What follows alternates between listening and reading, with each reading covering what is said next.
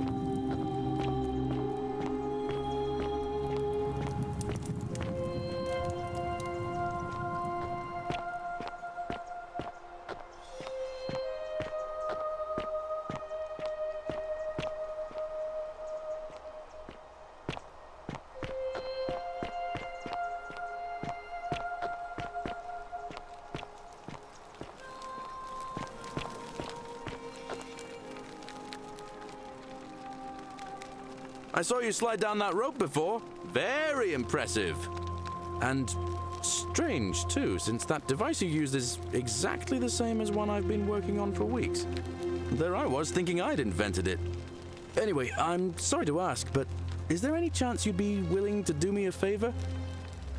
Well, I've been trying to get this rare flower from the rock spire in the middle of the lake. It's too steep to climb, so I hung a rope over the lake and made this pulley device, only I couldn't quite summon the nerve to use it. Do you think you could use the device again and try to get that flower for me? Oh, thank you. It would help me a lot. There's no rush, just whenever you get a chance. All right. See you around.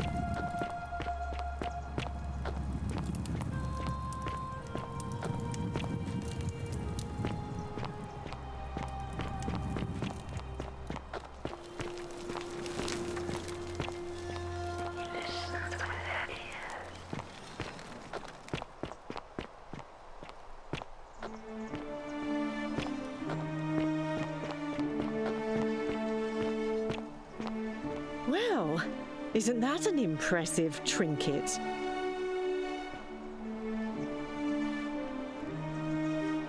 Ah, you're here. I'm so glad you decided to visit.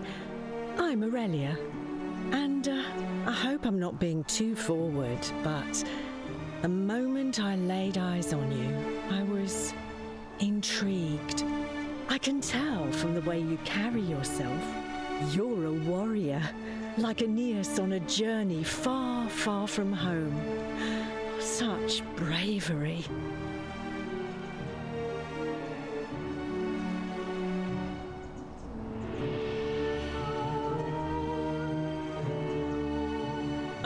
Coming on a bit strong, don't you think? I take back what I said. Suddenly, I don't find you so intriguing anymore. Let's just forget that ever happened, so we can at least do business. So, what brings you to my tavern? Certainly, for 10 denarii. Have you met Livia? She used to do my hair, until one day she just snapped. This place has that effect on people. Now, she just stands around, caked in filth, muttering nonsense to herself. It's a real shame. Now I have to do my own hair.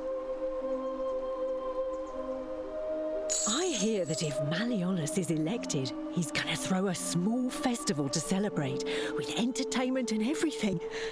Can't wait to find out what it is. Whatever you like. All right, see ya. Cerberus lifts his triple head and lets out his threefold braying.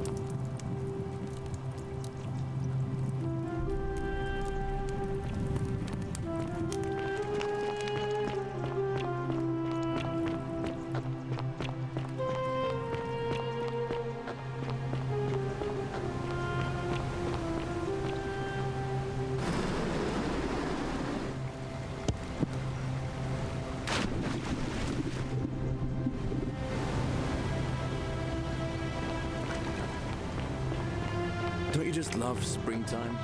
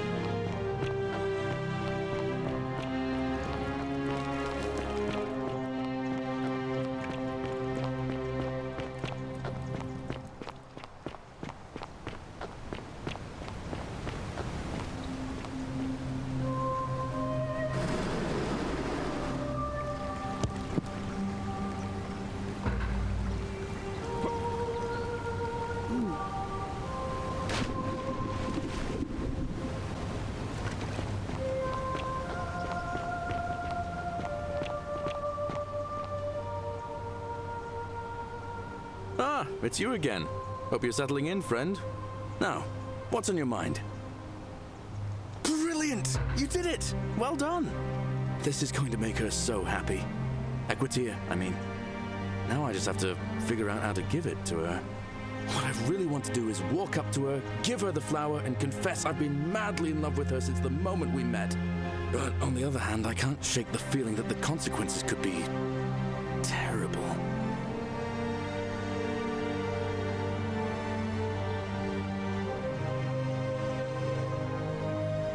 You mean, aside from her execution? You see, Equitia is a Vestal priestess, meaning she's taken a vow of chastity, the breaking of which would be an extremely serious affront to the gods and a capital offense. Even if she was just suspected of being unchaste, it could lead to her execution. Unchaste Vestals get buried alive. Oh, and I'd get flogged to death for good measure. But at the same time, she's just so kind and graceful, and I feel so much love for her that if I don't tell her, it'll burn a hole in my chest. I don't know what to do. What do you think? What would you do?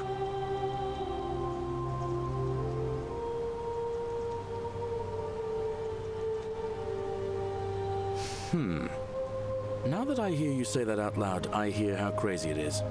I think maybe I need to be a bit more cautious. What I need is a go-between. Someone who can tell her how I feel and find out how she feels without risking her life. What do you say? Do you think you could help me one more time? Wonderful!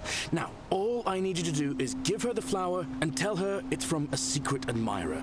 Tell her I'll keep my distance and that I just want her to know that she's loved. Thank you. Come back as quick as you can and tell me what she says.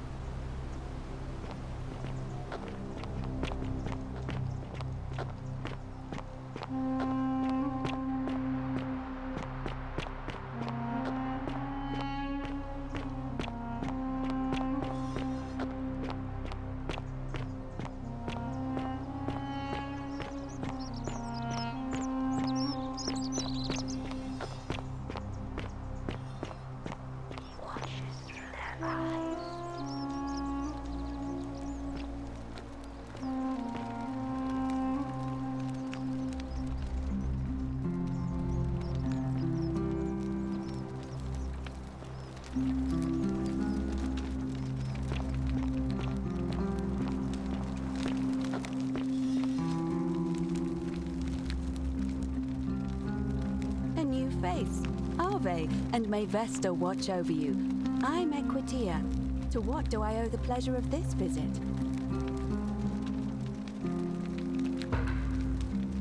Oh, how lovely. It just happens to be my favorite, too. Fortune smile on you, Who do I brother. have to thank for this?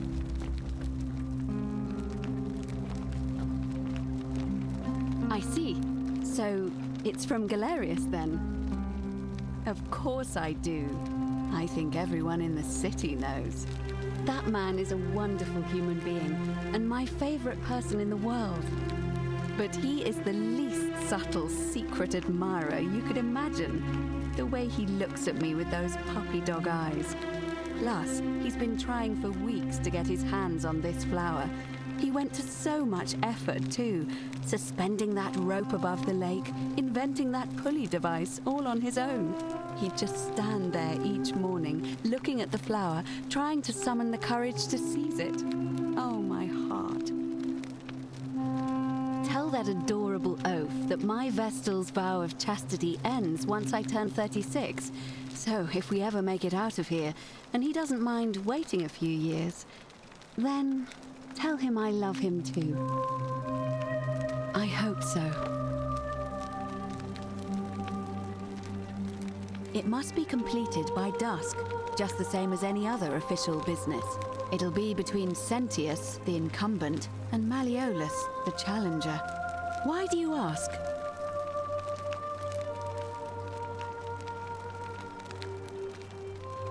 I like the idea, but I know Galerius well, and his position has always been that he won't run unless Malleolus withdraws. It was only yesterday that he said to me he'd only ever run if it was absolutely necessary to make sure Sentius wasn't re-elected. So, I suppose if you'd like to see Galerius elected magistrate, you'd need to persuade Malleolus to withdraw somehow. All of the male citizens who are willing and able to attend, unless they're running, of course. Well, you're not a citizen yet, so no, I'm afraid not. But if it's any consolation, there are other ways to influence the outcome of an election. By using whatever gifts the gods gave you. Nothing untoward, of course. I'm responsible for announcing it and making sure the procedures are followed. Certainly. See you again soon, I hope.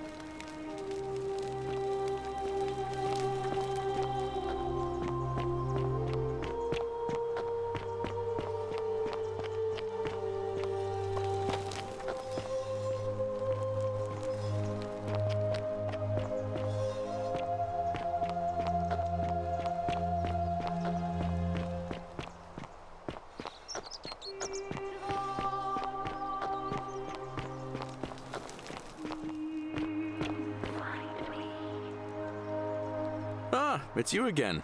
Hope you're settling in, friend. Now, what's on your mind? Thanks. What did she say? Venus, that is the best news I've ever heard in my life. Oh, thank you. Thank you so much. You have no idea how happy you've made me.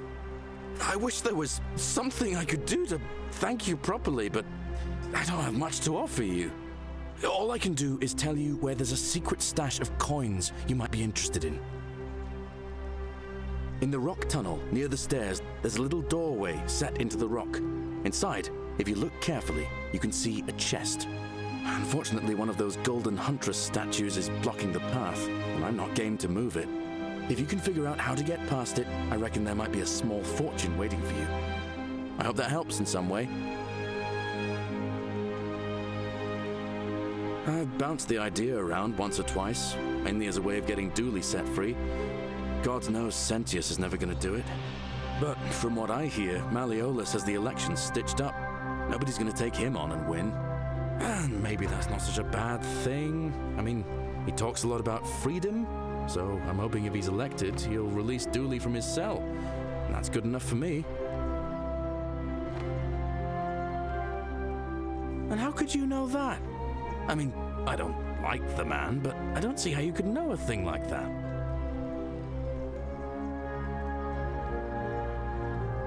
Well, in that case, we need to find a way to make sure Malleolus loses. Better yet, get him to withdraw altogether. If you can do that, and Sentius is the only candidate left, I'll run against him. Deal? I can't see how I could vote for either candidate. I don't like Sentius much, but Malleolus is almost as bad. Even I could do a better job. Me, a farmer. And I've never given a speech or put on a toga in my life. All right, see you around.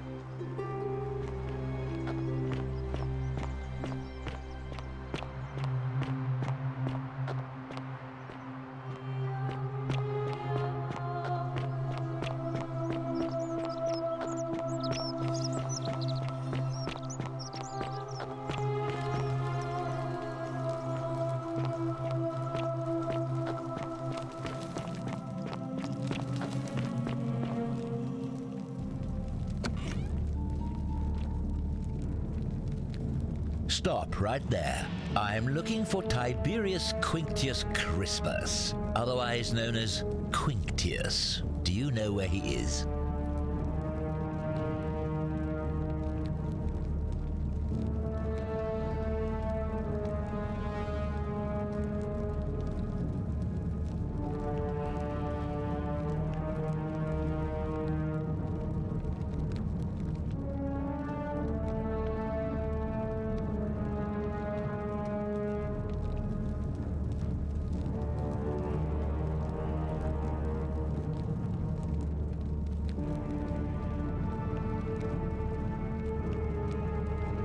Thank you.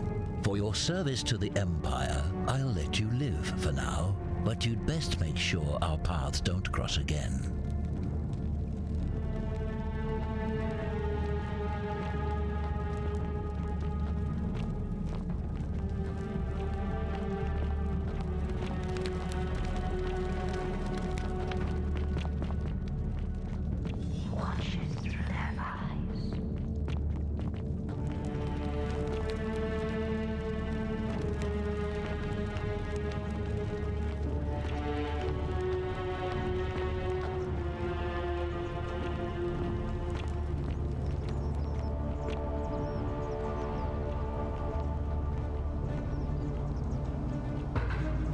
Filthy, lying degenerate!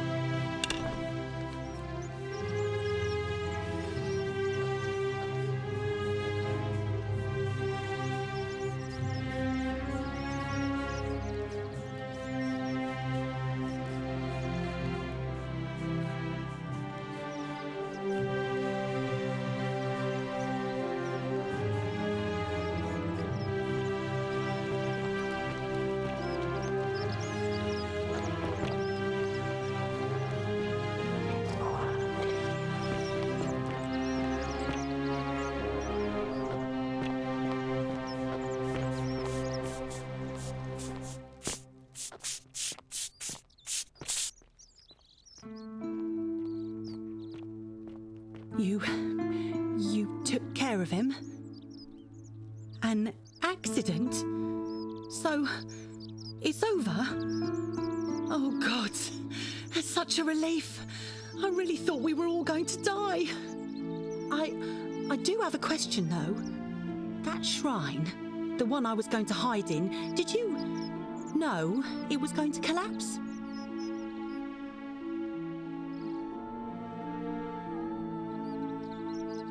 I don't understand. Oh, I see. I should probably keep my big mouth shut then. Sorry. I promise, nobody else will ever know what you did. But I know. That was really clever. Thank you. I'm glad you're here.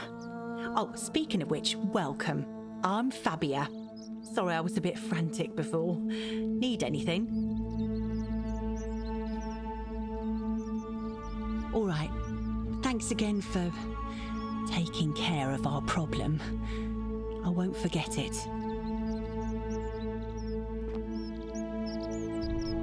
You there! I'm sorry to trouble you, but I couldn't help but notice that fine bow you're carrying. No idea how you managed to get your hands on it, especially in the light of our dear old magistrate's ban, but I'm impressed. And before you ask, no, I wouldn't dream of trying to buy it from you. I have no use for a wooden bow myself. But I would like to propose a joint business venture of sorts. Tell me, do you have any idea how people here end up as golden statues?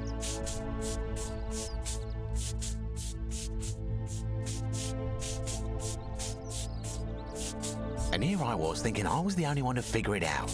In any case, supposedly 1 or 2 of those arrows is enough to turn a full-grown man into gold. Now, of course, that is a travesty, a terrible, horrible waste of human life which has to be stopped. And yet, on the other hand, I can't help but think of a tale told by that Greek fella Aesop, the goose that laid the golden egg. With the ability to transmute organic matter into gold, one could create infinite wealth. Use your imagination. Golden animals, insects, trees and plants. The Midas touch without the drawbacks. We are talking riches beyond imagining. And even if we were to split all those riches between the 2 of us, half of infinite wealth is still infinite. Interested? Excellent. So the first question is, how do we get our hands on one of those golden bows? Now, I have a plan, but first, tell me, are you familiar with the story of the goddess Diana? No problem. Allow me to explain. Diana is our goddess of the hunt, the moon, and the underworld, depending on who you ask. The one thing priests and poets agree on is that she carried with her a golden bow and a quiver of golden arrows. And it just so happens that there is a shrine of Diana in this very forum, with a prominent statue of the goddess herself. And would you like to guess what she's holding in her hand? Precisely. I can't tell you how many hours I've spent in that temple staring at it, trying to figure out how to retrieve it without breaking you-know-what. Oh, gods, no. If you tried that, we'd all be dead within moments, I'm sure. No, here's what I propose. You give your bow to me, I cover it in a thin layer of gold leaf, and we create a replica of a golden bow. Then you enter the shrine, extinguish the braziers, and under cover of darkness, swap out the fake for the original. It's not theft exactly, it's more of a trade. But make no mistake, this is a dangerous path, and there's no way of knowing where it will lead. But in my experience, all the best adventures begin with a risky first step. Now, you must have questions. Ask away.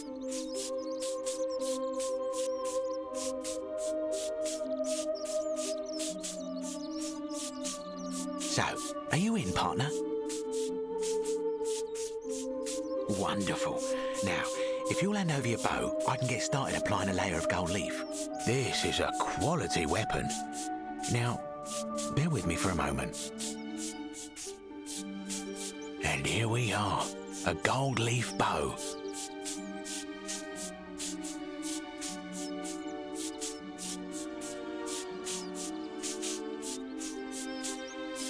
Now I've gone and unlocked the Shrine of Diana for you, so as quick as you can, head on inside. It's just at the end of the street on the left. May the gods not watch over you.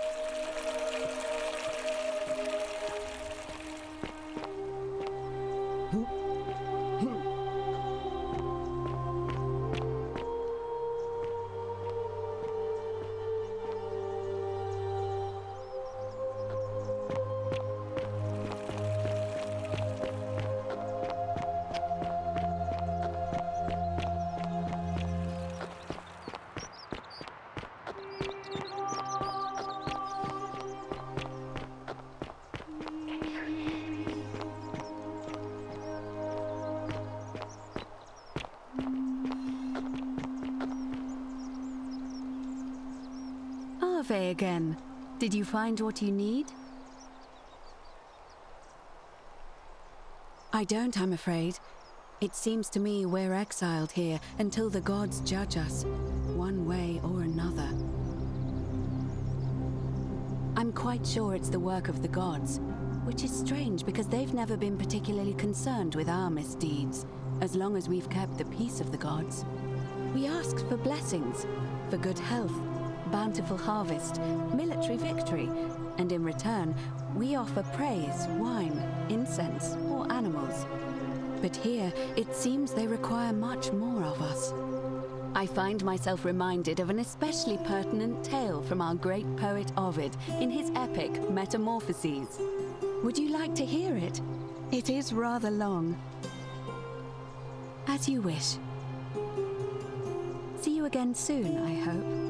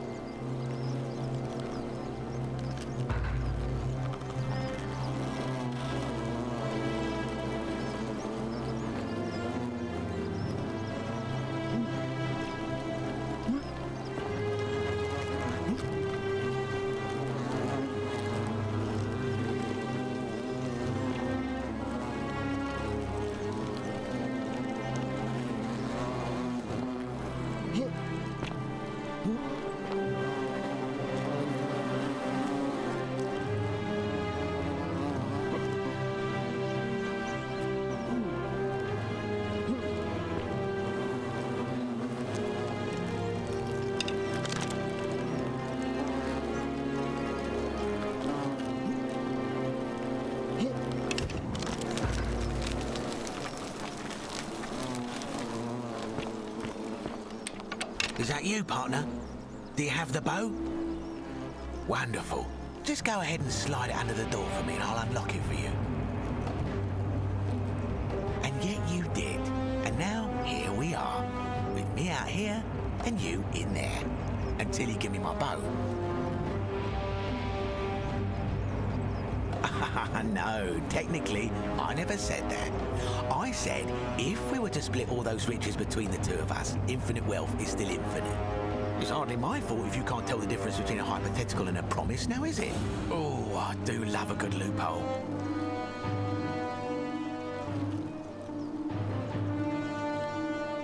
You're just gonna have to take your chances, I'm afraid. The bow, now. And don't even think about giving me the fake one. I'll recognise my own handiwork.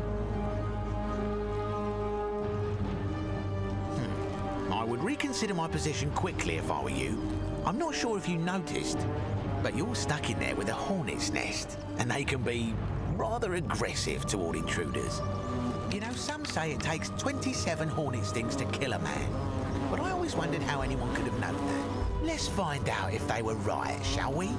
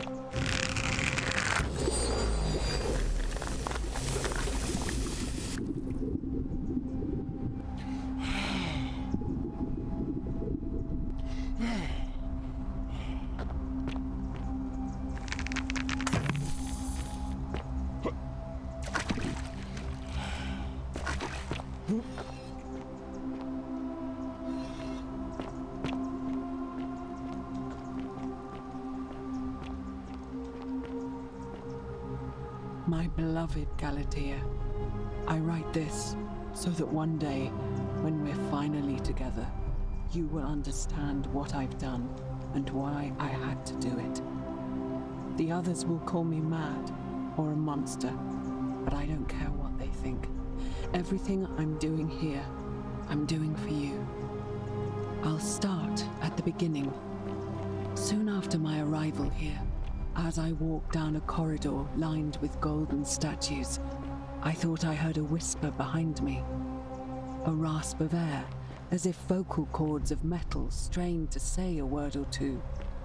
I tried to dismiss the idea, tried to concentrate on my work as the city's medic, but that tortured whisper haunted me.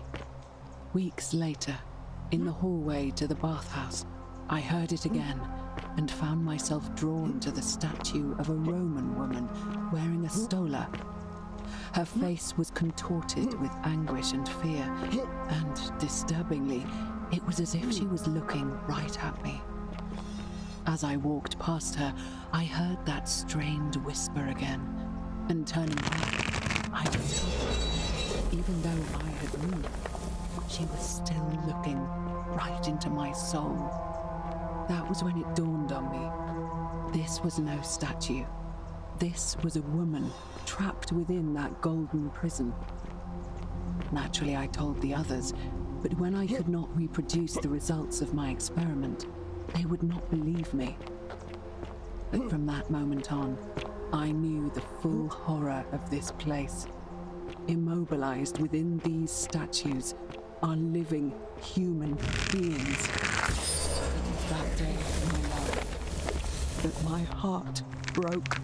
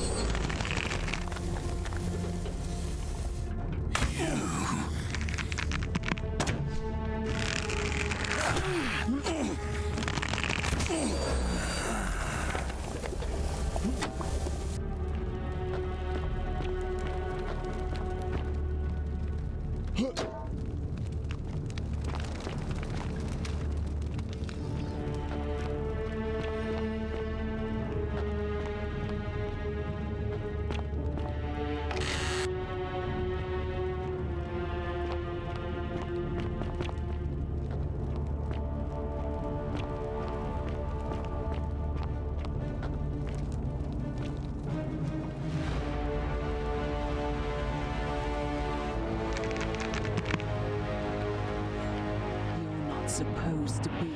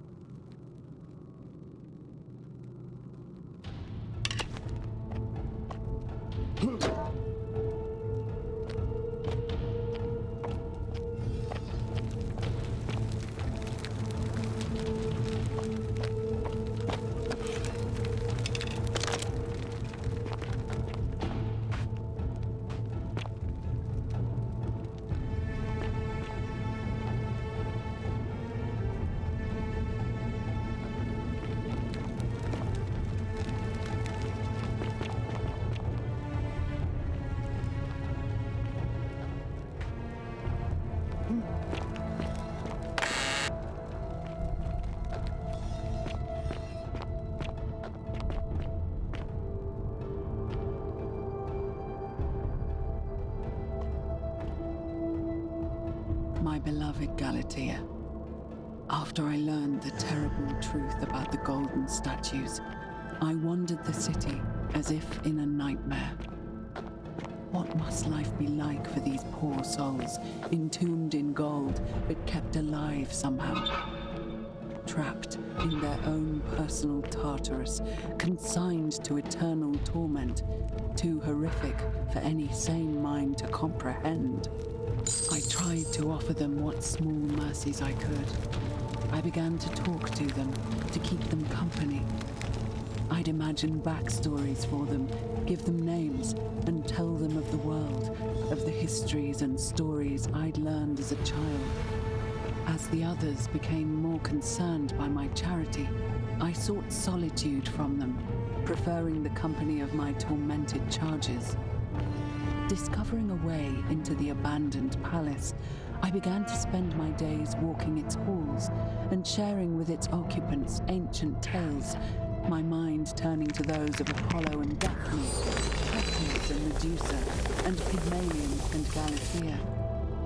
Pygmalion, the sculptor who fell in love with a beautiful statue, and who, praying to Aphrodite for aid, discovered that his beloved Galatea had come to life. It was then that I heard you whisper to me, Galatea. Forgive me. I know that is not your word. You borrowed from a story. But when I turned to look at you, I saw the most exquisitely beautiful woman I have ever known. Your face, forever frozen in a look of haunting sadness. Our meeting gave me new purpose, to free you from your golden prison, so that I might one day hear you speak, not just whisper your true name to me. So I gathered tools for the long and difficult task ahead, barred the doors to this place, and set to work.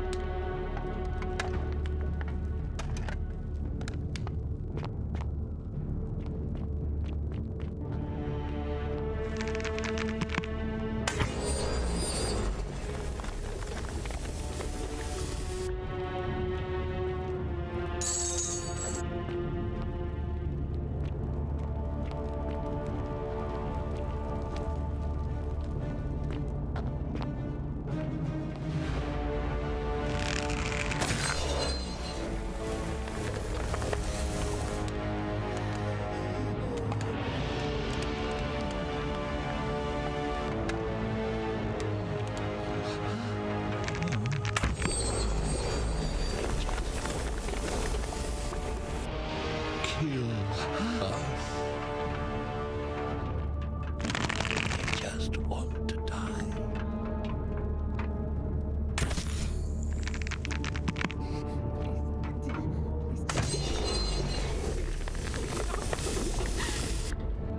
Make it stop. Kill me. Please. Make it stop. Kill me. Kill us. Kill us. Help us. Kill me.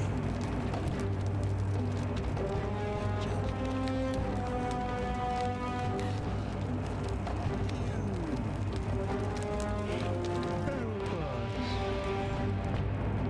You.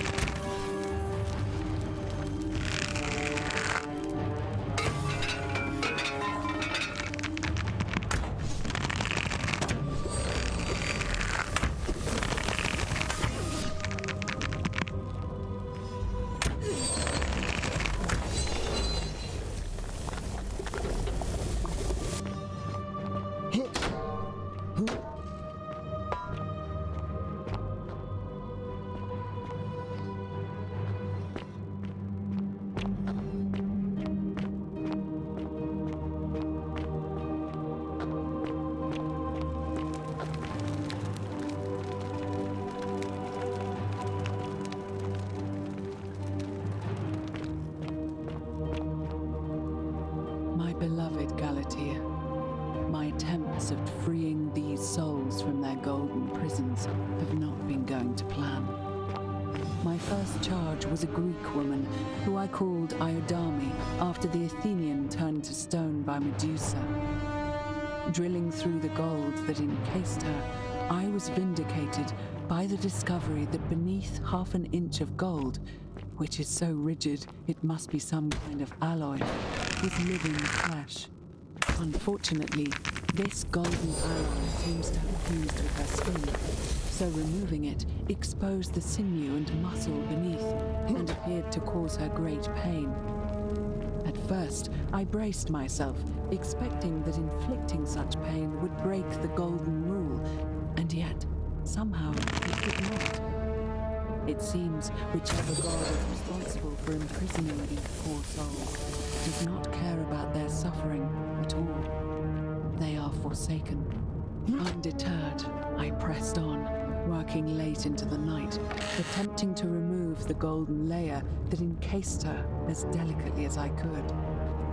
Eventually, I was able to free most of her body, but when I released her from her restraints, her first act was to lunge for my throat, clawing at me with all her strength and those sharp metal talons. This was my thanks for trying to save her.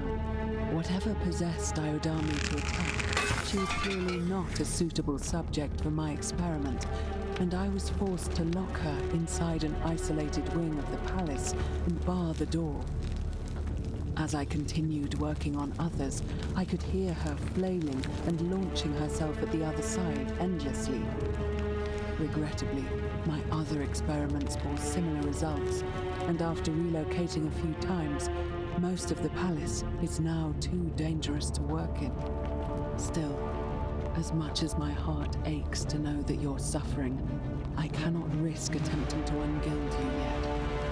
Not until I have perfected a method that will bring you back to me, whole in both mind and spirit, and ensuring your humanity.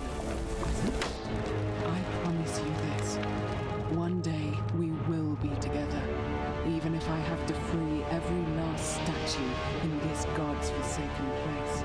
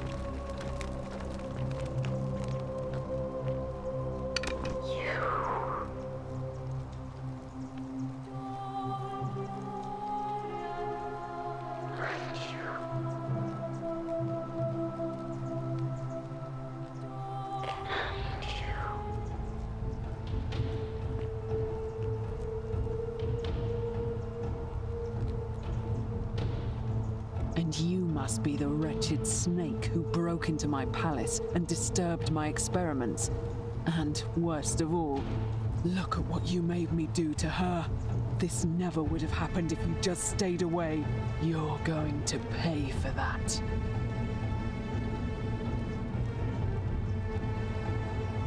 And you think I care about that? I don't care what happens to me, as long as you get what you deserve. You think you can bring me down with your little wooden arrows before I jam this blade into your throat? What? How? That's impossible. You're trying to intimidate me.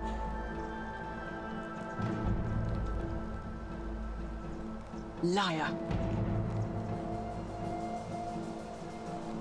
Really? I'm not sure I believe you. But if you can undo this mess, I'll give you the key to my old medical chest in the Shrine of Apollo. I imagine it would help Lucretia ease the suffering of those still in the city.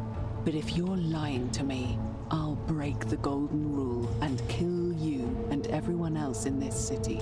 Understood?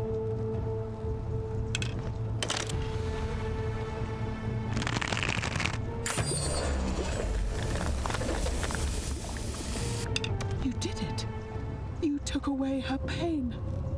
I don't know what to say. Thank you, thank you. I swear I will never harm her again. I swear it. I'll stay here to keep her company. But these poor souls, what can be done for them? I've tried everything I can. I fear the only one capable of releasing them properly is whichever god doomed them in the first place. In any case, I must honor our bargain. Here's the key I promised you. It opens a chest in the Shrine of Apollo. I believe there are a few things in there which may be useful to Lucretia.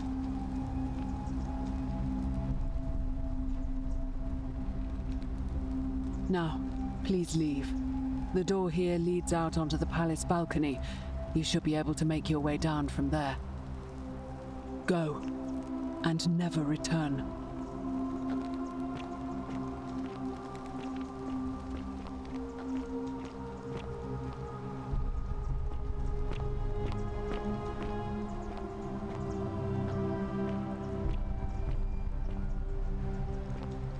What? Are you still here?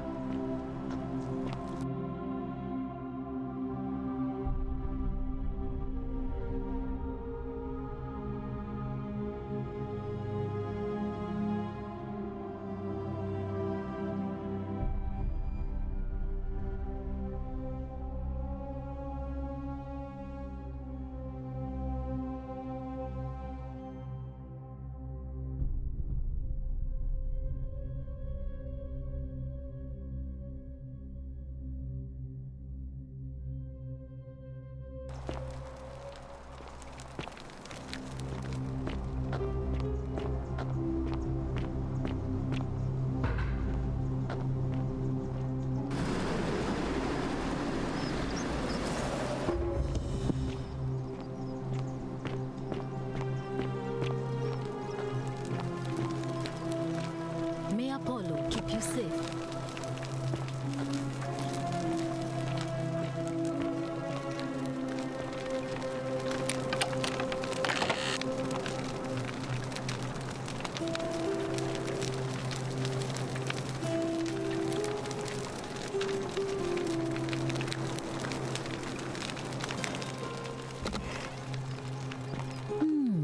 A golden bow, just like Apollo and Diana's. Feeling all right? That's a shame. Thanks again for saving Julia's life. Apollo smiles upon you.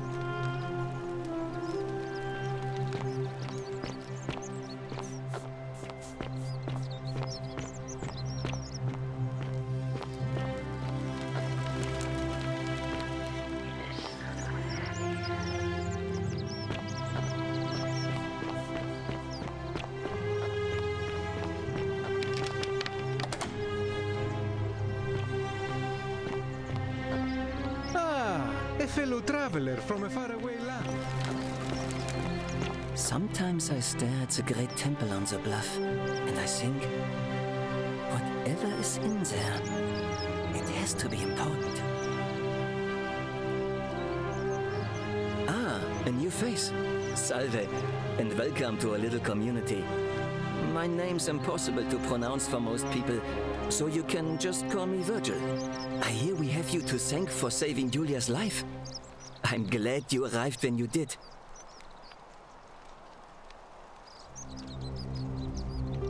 Look, I haven't done anything wrong, if that's what you're thinking.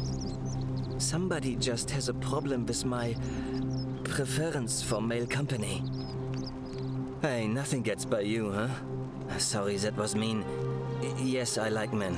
And when you grow up in the north, as I did, in the city of Noviomagus, you expect a bit of hostility. The Batavi are not known for their tolerance. I saw enough friends killed or driven away to know the cost of not keeping your personal affairs to yourself. So I hid who I was for, what was it, nearly 10 years? Watching what I said and where I looked. But that kind of fear eats away at you slowly, until living isn't any better than the thing you were afraid of. Needless to say, since I'm now living underground, halfway across the known world with an assumed name, my openness didn't go down well among the enlightened folk of the Batavi. Nice of you to say, but not necessary. In any case, the Romans are far more accepting, and among them, I get to be who I am. Or at least I thought that was the case. It seems I was wrong. It's not just graffiti. I have quite a collection of handwritten notes too. The strange thing is, I keep my personal affairs to myself. I've never really been interested in any of the men here. Not my type. So I'm not sure what I could have done to upset this person. If I had to guess, I'd say it's probably one of those cultists. Strange bunch. They insist there's only one God, and that he considers my nature a sin. Can you believe that? If there are any of them here, they won't admit it. Not since they supposedly burnt down half of Rome last year and went into hiding. All I know is, if these threats keep escalating, eventually my secret admirer is going to cross a line and break the golden rule. Ree? Who is it?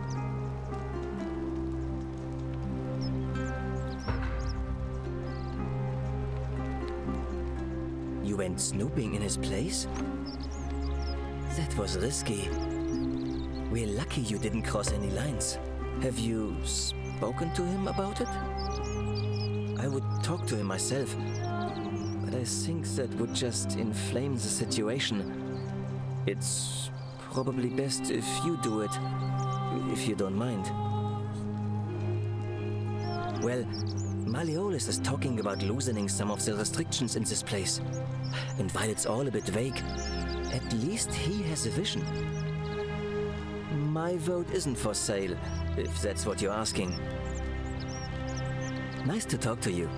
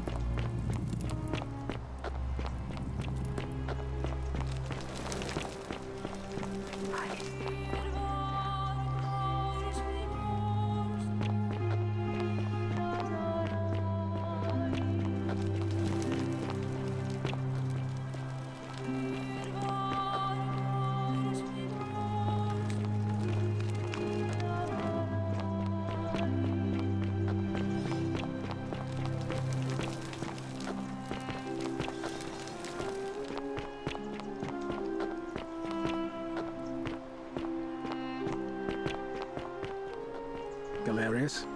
Horatius? Whatever's in that great temple up there on the bluff, I bet it's... Oh, hello there, partner. I'm glad you're here. Don't be too hard I think on there might have been some confusion about my little practical joke earlier. Anyway, you see, I my thought you plan was to stoics give you a weren't little supposed to fright, worry you know, about like things two you can't friends control. joking around at the Saturnalia, and then surprise, I'd open the door. But when I opened it, you were gone. What if she's out there somewhere suffering, waiting Partner, to be I found? swear, this Sounds is like just you're a torturing misunderstanding. Look, Leave that for the gods. why don't you keep our Try to bow as relax. compensation? Get some rest. Tomorrow's a new day. Fine. It's a credit to you that you're able to see the humour in all of this. Now, can I help you with something? Malleolus. I mean, Sentius couldn't even keep his daughter safe. What hope does he have of protecting us? Certainly. Very well. Another time. All weapons are to be tossed Don't you just into love the chasm. springtime? Magistrate's orders. Vote for Malleolus for a free drink at my tavern. Ah, you again. No idea what you're talking about? All weapons are to be tossed into the chasm. Yes, so what? Magistrate's orders. What are you going to do about it? And why should I? The one true God says that for man to lie with another man is an abomination. His presence here is a threat to us all. Well, I don't know. Maybe God hasn't noticed yet. But when he does, we're going to have a problem.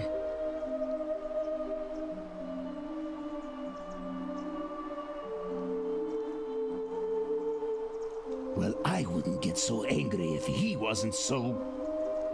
you know.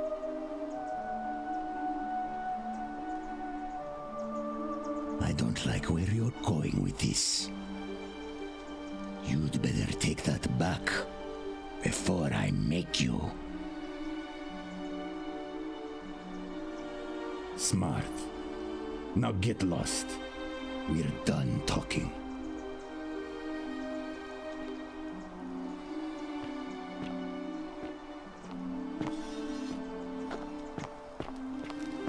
You, Tantalus, cannot catch the drops of water, and the tree you grasp at eludes you. Galerius. Horatius? Just as the ocean accepts the rivers of all the world, but it does not know. Don't be too hard on yourself. The newly arrived are it. Anyway, I thought you Stoics weren't supposed to worry about things you can't control.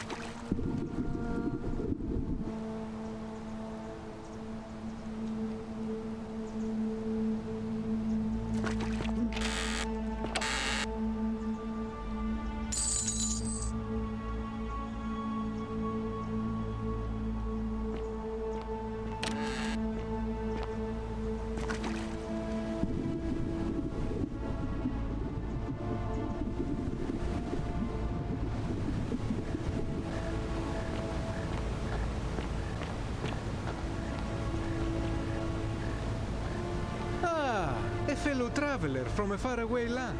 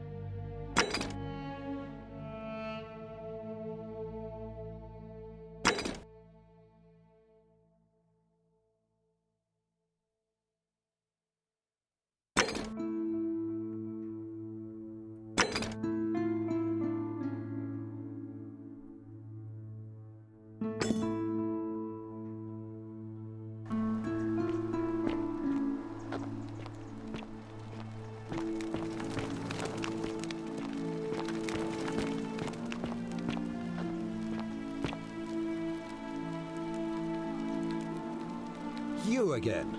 What is it now?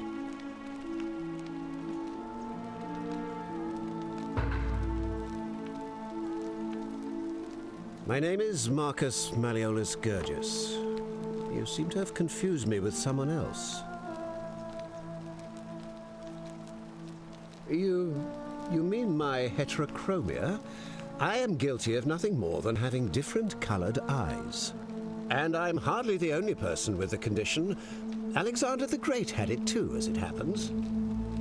I like to think it is simply the way the gods have chosen to mark a natural-born ruler. Nothing more.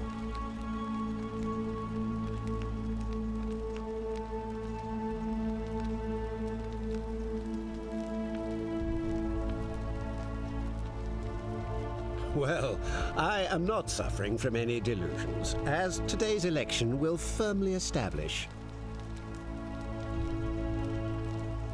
Unlikely, because it simply isn't true. Now, was there something else you wanted? Are you insane? You barge into my villa uninvited and then make outrageous demands? Why would I withdraw from an election I'm bound to win? You fool. The many shall suffer for the sins of the one.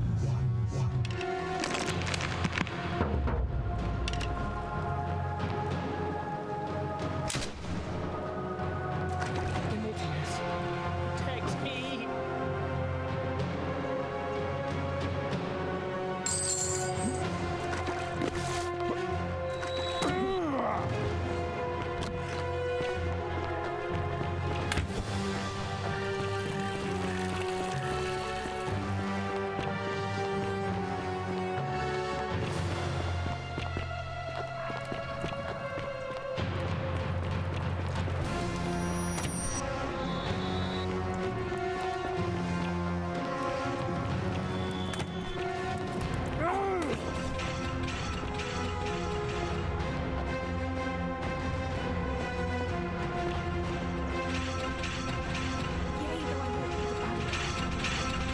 Death arrives. The would-be things are glad if it could remain here. Death must either not come at all, or else it must come and pass away.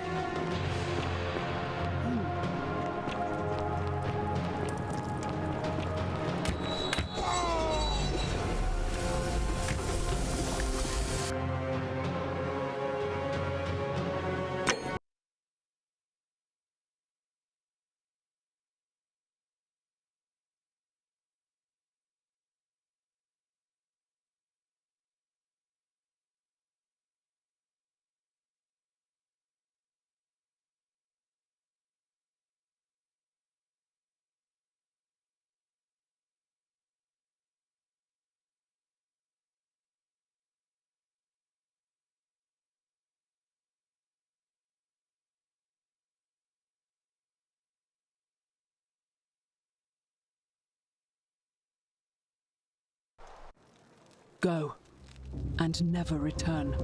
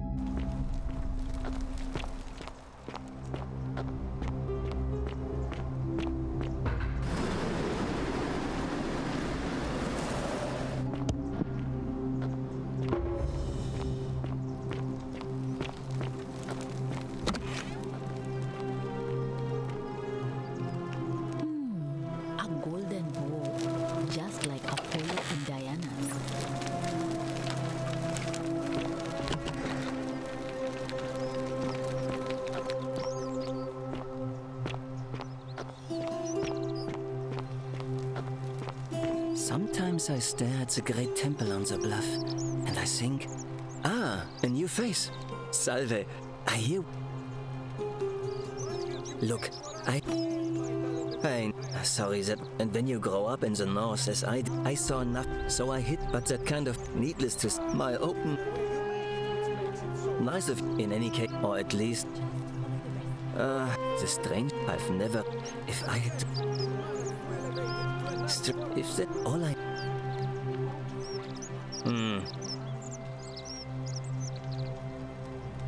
Nice to talk to you.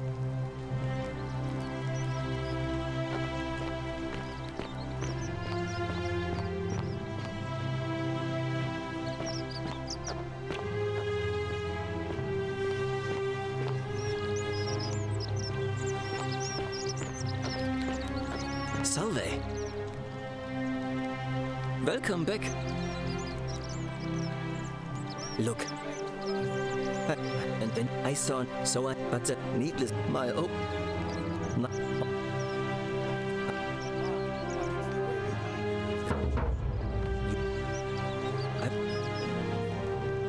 Nice to...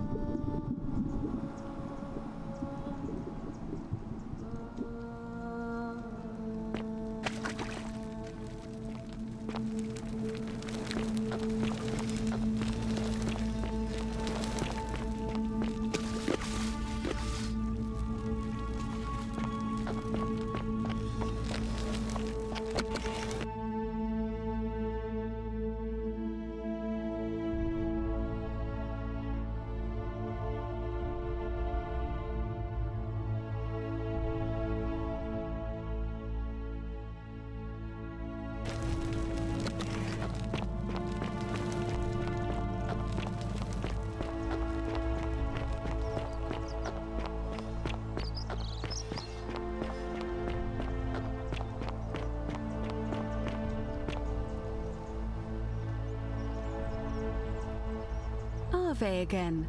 Did you find what you need? See you again.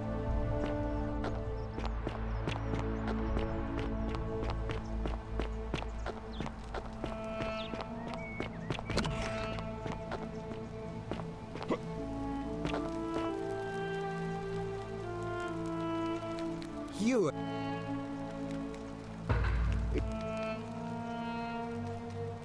What? You are acting very strangely. Are you... What? You are I trust you could... Through the door that... All right, now you've crossed a line. Get out of there!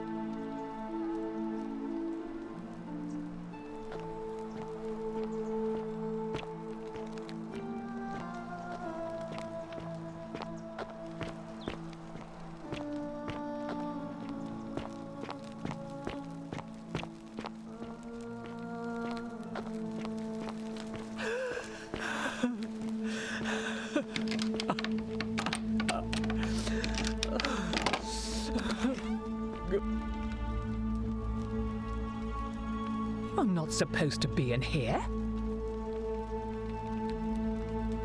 Talk. What business could you possibly have with me? My marital affairs are no concern of yours. Thank you very much. An intriguing proposition. Go on.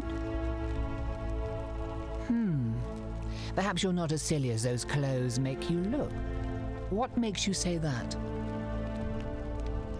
You know, I may have the very thing you're looking for. Some time ago, when he still cared for me, he wrote me a love letter. Only, he used the wrong name. Now, addressing one's wife by the wrong name is not unheard of among philandering Romans. But in this case, the name he got wrong was his own.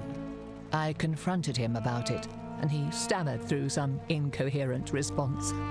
I let it go, eventually, and yet questions have lingered in the back of my mind ever since. But wait a minute. Why exactly are you helping me?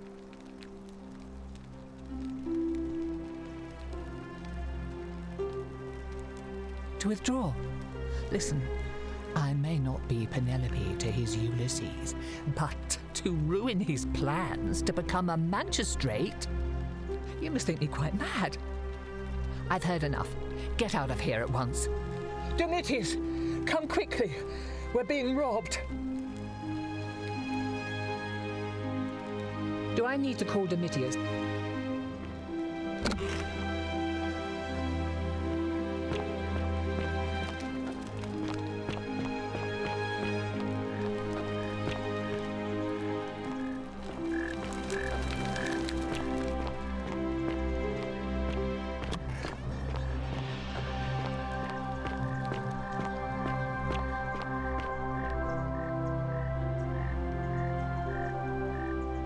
What now? The name's Domitius. You want to get to... Why? Because I am a gladiator. That's why. You want to see me fight? Keep running your mouth, fatuous cunners. When Malleolus wins the election, yeah? This place will change. You won't even want to leave. You'll see. I think it's gone on long enough, and Malleolus is going to put an end to it once he's elected. He's going to announce it in his victory speech. Just you wait and see. 'Cause if I tell you, and it gets out, it'll give old man Sentius a chance to interfere in our plans, and we can't have that. We've already lined up the votes he needs to win. Just stay out of our way, and we won't have a problem. Whatever. Just remember, I'll be watching.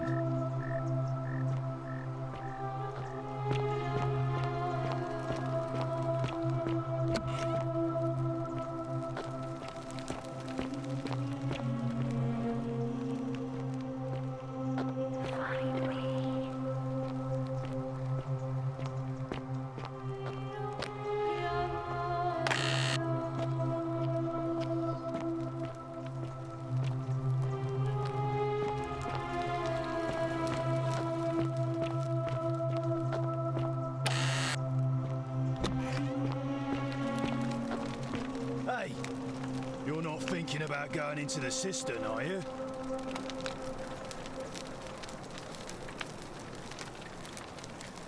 Well, it's your funeral.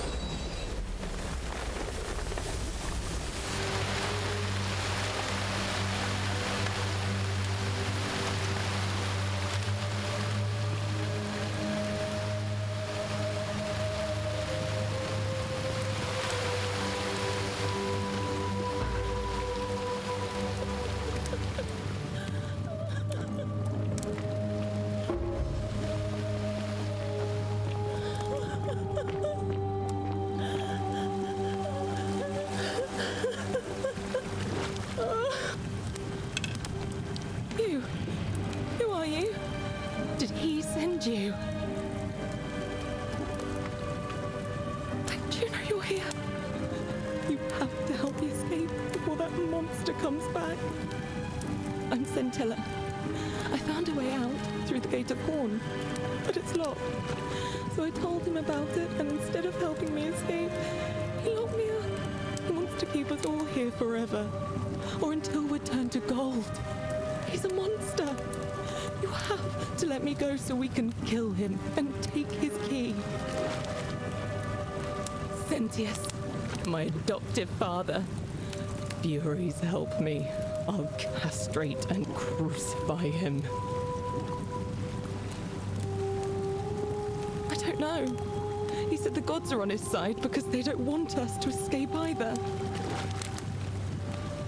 Behind me, there's an aqueduct tunnel bringing water from outside the city, so it should lead us outside. The only problem is it's barred by a heavy locked gate, and he has the only key. I'm going to take that key from around his neck, even if it means cutting his throat to get it. I'm done caring about the Golden Rule. I just want out. Help me, and we can escape together. There won't be enough time. Just you and me. What do you say?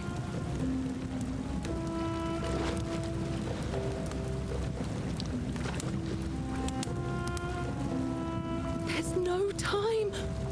Wait, did you hear that? He's here. Quick! You have to let me go! It's now or never.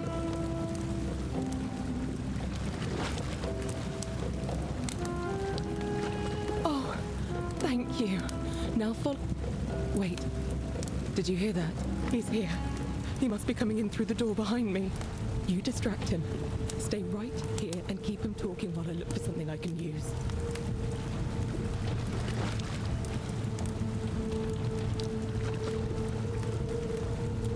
What did you do with Scintilla? Where is she? So that is how it's going to be. Oh well, this doesn't change anything for me. It's a shame, really. If you'd just done what you were supposed to, you'd have been looping through time forever until you gave up and killed yourself. Just like that soft-hearted pleb, Al. Come now. Surely you didn't think you were the only one here who remembered everything. You see, my connection to the portal somehow preserves my memories from one loop to the next. Whether that was Proserpina's intention or a happy accident, I'll never know. But I'm surprised you hadn't noticed. Here I was thinking you were a little bit sharper than Al was. Or perhaps you're just more willing to break the rules. He was a moralistic fellow, never once compromised on his principles. And because of that fatal flaw, he relived this day many thousands of times before we finally had this conversation. I watched him come through the portal each time, always a little older, a little more disheveled, a little more haunted. And when he finally saw the futility of it all, as you're about to, it broke him. He drank a jug of wine, tied a noose around his neck, and took his own life, just before he was shot with a golden arrow. The next time I awoke, you showed up, but you've caught up to where he was so quickly. I'd have preferred if you'd given me more time to enjoy the trappings of my success. How many extra days did you give me? Just the 3? Not many. But don't worry, I'm sure there'll be another useful idiot who comes along after you're dead. In any case, there's no escape for you except the path that Al took, the path he wrote about on his tablet. What was it?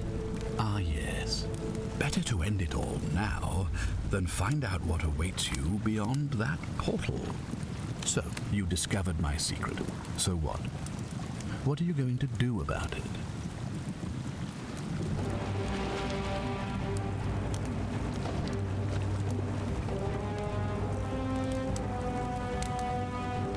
Of course.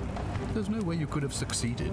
Every soul who has ever found themselves here has broken the golden rule eventually. It is inevitable. Man will always sin sooner or later. Any idiot could tell you this. But where others might see tragedy, I saw opportunity. As I told you the first time we met, I found a way to cheat death by reliving the same day over and over again forever. And I will continue living long after your dust. Why? Isn't it obvious? Because I have grown attached to all this. My title, my beautiful villa, the sun on my face, the music of birds chirping. And as long as this day keeps repeating itself, I get to enjoy it all, over and over again, for eternity. Don't you see? I have found a way to prolong my life indefinitely, to cheat death. I have become, in effect, as immortal as the gods. Can you honestly say you would not wish the same for yourself? Do you really think you can take on a Decurion with that flimsy little bow?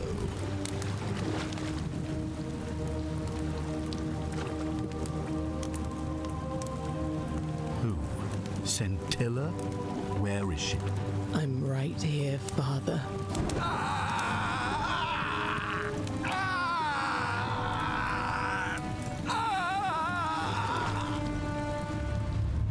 The many shall suffer for the sins of the one. Come on, we have to go. Hey, what's happening to you? That light, it's so bright.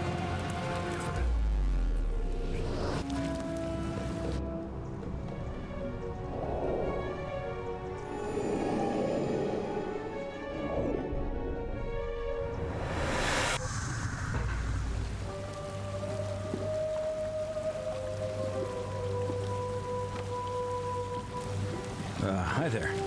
Gave me a bit of a fright. Thought I was in here alone. I'm Al. Well, here I am. I'm sorry, I didn't catch your name.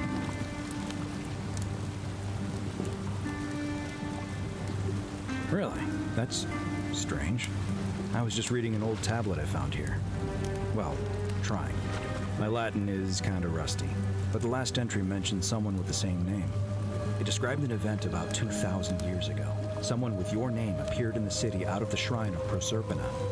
Freed an imprisoned woman named Scintilla, who then murdered her captor, breaking some kind of ancient law. It said the attack caused golden statues to come alive, hunting down everyone in the city and turning them into gold. Apparently, the only person to survive was Scintilla, while the stranger disappeared in a flash of light. What? You're saying you were here 2,000 years ago? I'm not sure I understand.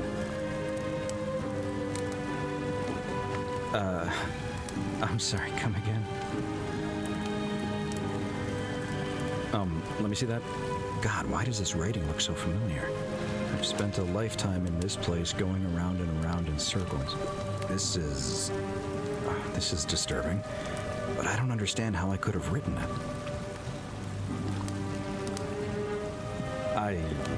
I'm not following. So you're saying, because a man from 2,000 years ago is dead, he never created a time portal, so I never went through it, and that's why I don't remember any of this. I guess you saved my life then, as well as helping that poor woman to escape. That's a lot to take in. Maybe we can escape through the same aqueduct Scintilla used, if we can find it.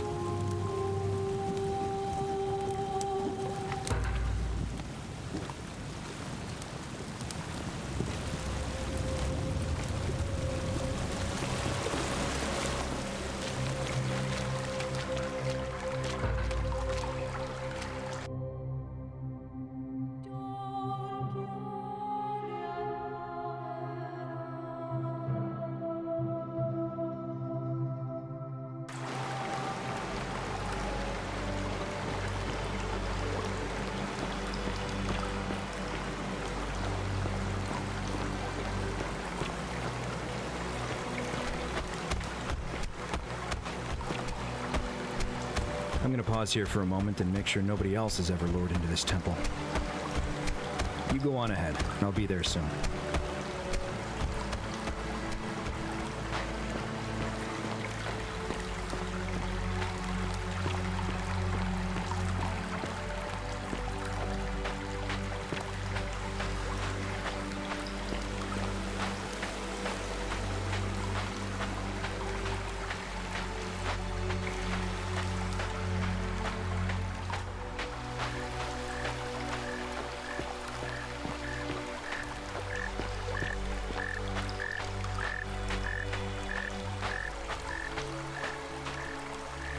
You're back!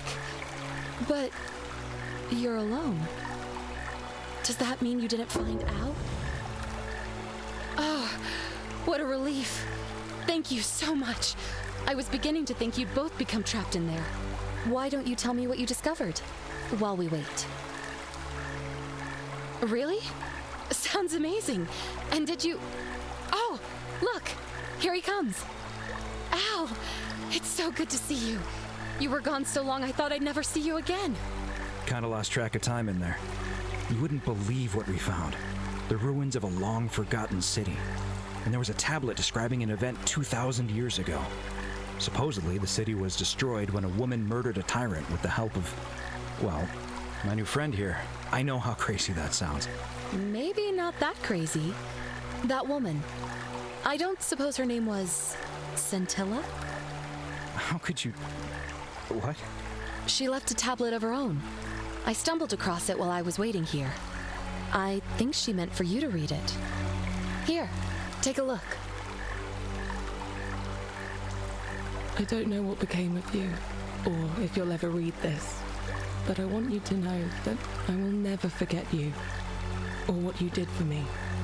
It pains me that so many dear friends were not so fortunate. Ulpius, Cynthia, Lucretia, Horatius, Galerius, poor Dooley, and the others. But please understand, their blood is on my hands, not yours. I will live with the consequences of my actions, and all I can do is move forward, trying to show others the same compassion you showed me.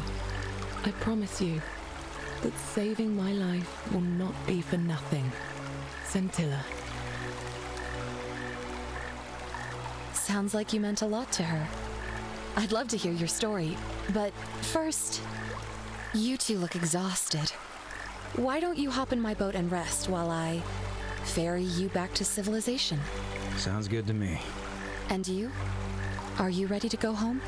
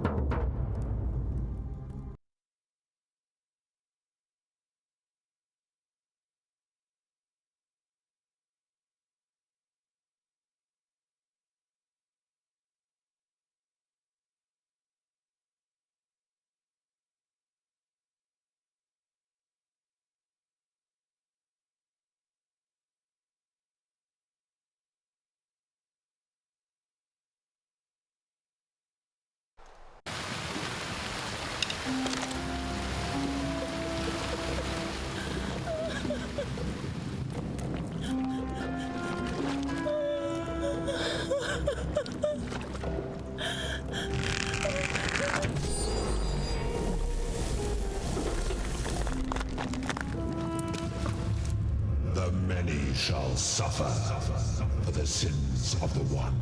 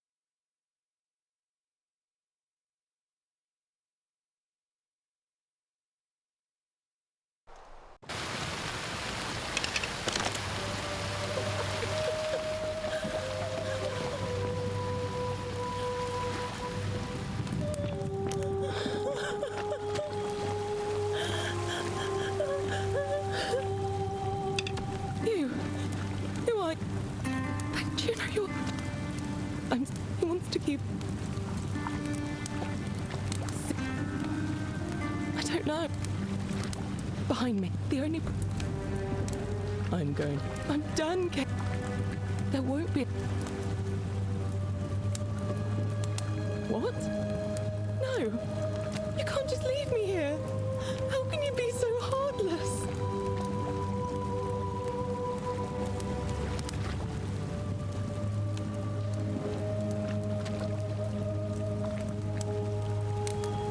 It's no use. You'll never persuade him of anything. I'm telling you, he's a monster. Please. You're making a mistake.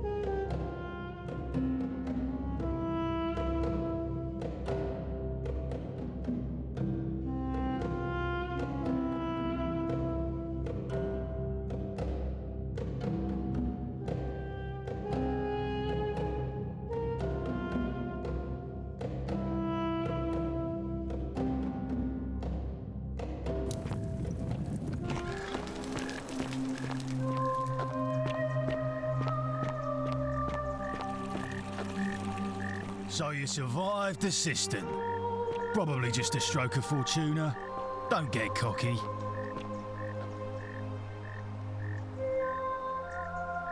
What now? Malleolus, of course. If old man Sentius can't even protect his own daughter, how can we trust him to protect us? Whatever.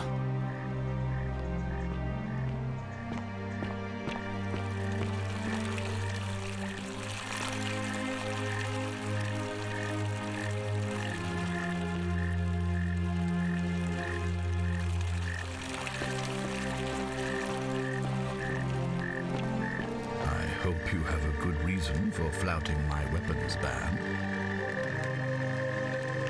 We're finally alone. I assume you already know who I am. May I know your name? We have? Wait, if I understand correctly, someone is about to break the Golden Rule, forcing me to create a portal in time to bring you here? I must have entrusted you with figuring out who the culprit is. Only, I assume we failed, and you had to start over. Is that about right? If so, what happened? Ah, I see. Look, it's unfortunate, but all that matters now is that you make use of what you've learned and gathered, and do better next time. Now, I assume you've sought me out again for a reason.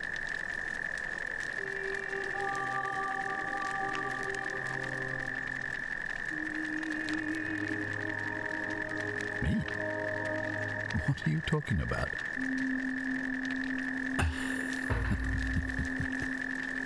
You know, you remind me of him. Al Worth. The fellow who came through the portal before you.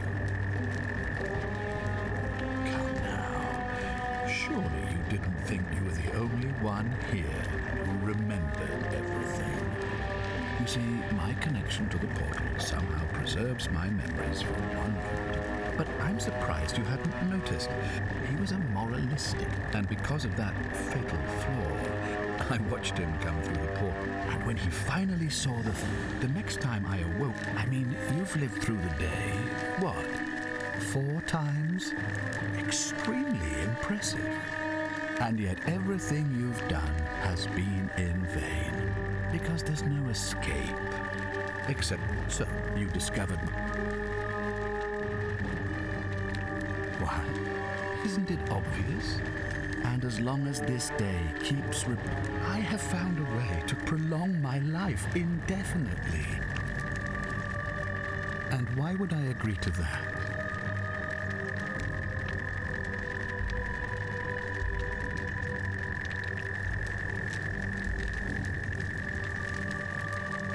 You might want to think that through. If anyone so much as touches me, everyone dies. You and your pathetic morality. Nobody cares about your opinions, least of all, me. Understand that to me, you've never been anything more than a useful idiot, and you're no longer useful.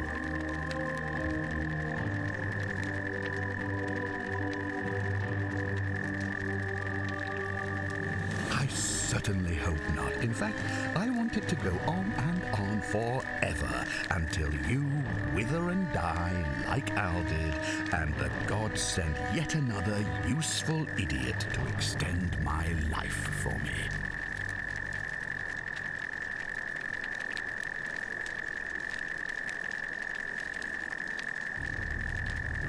What are you going to do? Beg the gods for help? They don't care about you, and neither do I. Now, get out of my villa. I'm bored with you.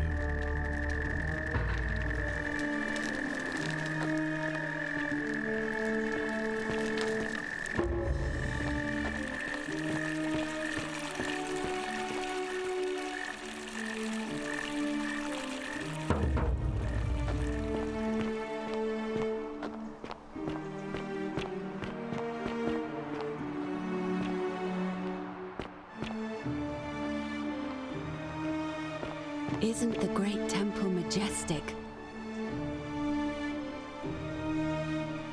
Ave again. Did you find what you need? Well, I suppose we'd first need to figure out which god that is. And I'm afraid even I don't know, although I have my suspicions.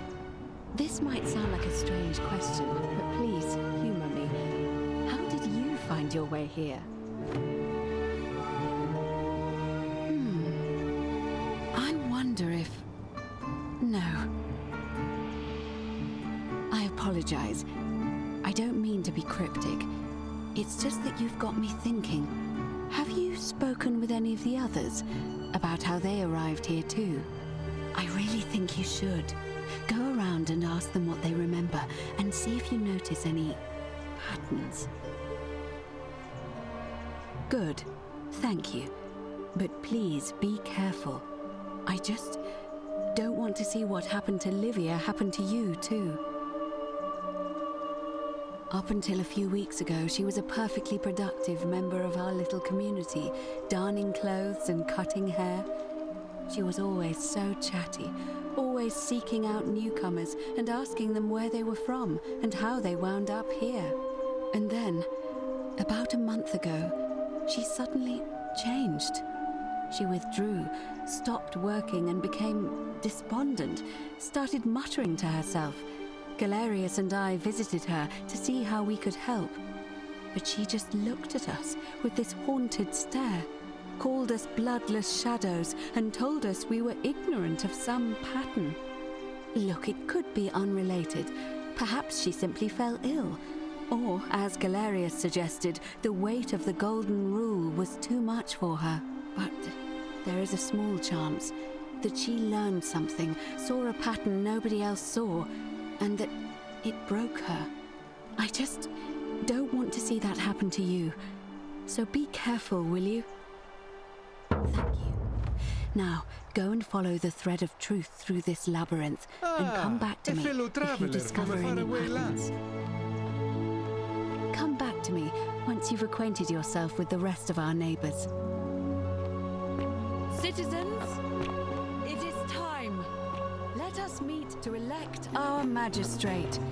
It's time! The election's on!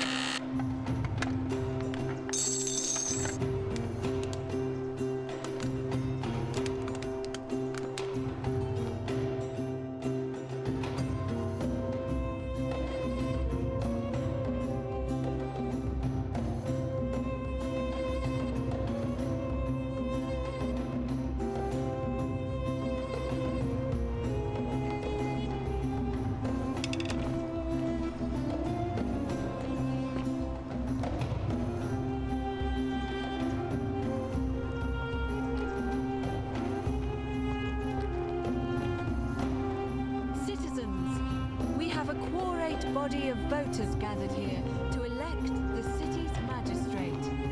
The candidates are Sextus Sentius Imperiosus and Marcus Malleolus Gurges. As agreed, we shall dispense with ballots and candidates will abstain from voting. Let's make this quick. As I say your name, call your vote. I'll start with you, Horatius. Sentius, of course. Georgius. Malleolus. Dacius. Malleolus.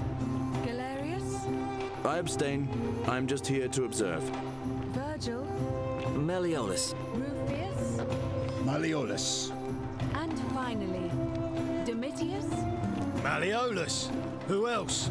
Citizens, you have made your decision. Your new magistrate is Marcus Malleolus Gurges. Hail, Magistrate Malleolus! I said, hail, Magistrate Malleolus! That's more like it. Thank you. Thank you. I am delighted and deeply honored to have been elected your magistrate. And now, I make this solemn promise to you, good citizens. Under my leadership, you will finally enjoy the freedom you deserve.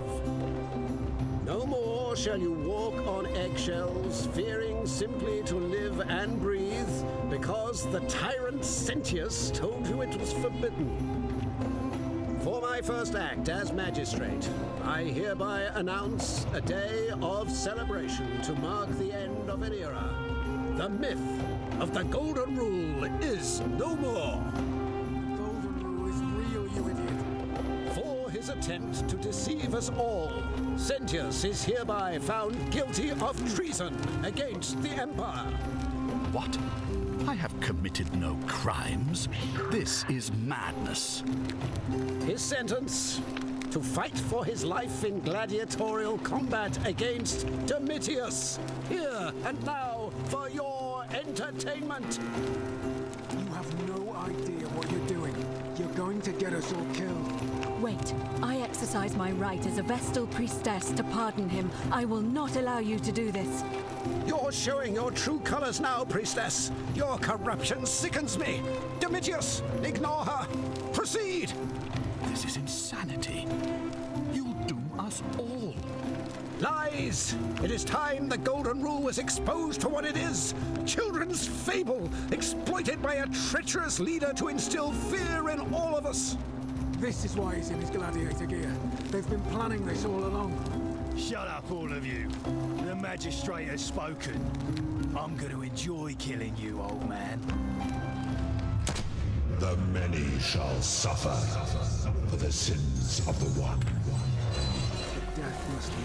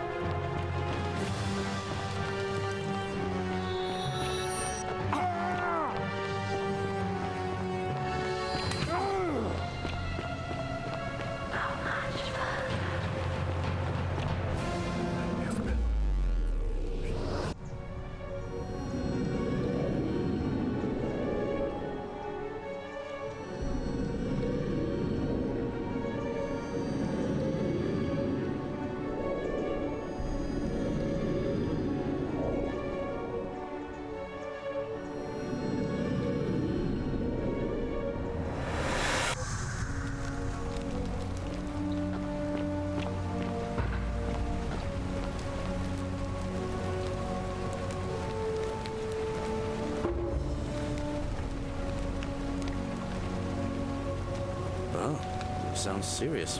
I'm listening.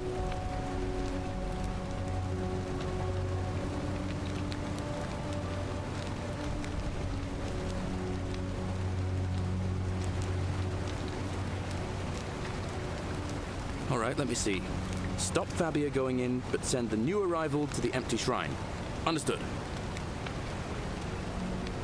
I'll go, but once I'm done, I'll need you to tell me how you know all of this.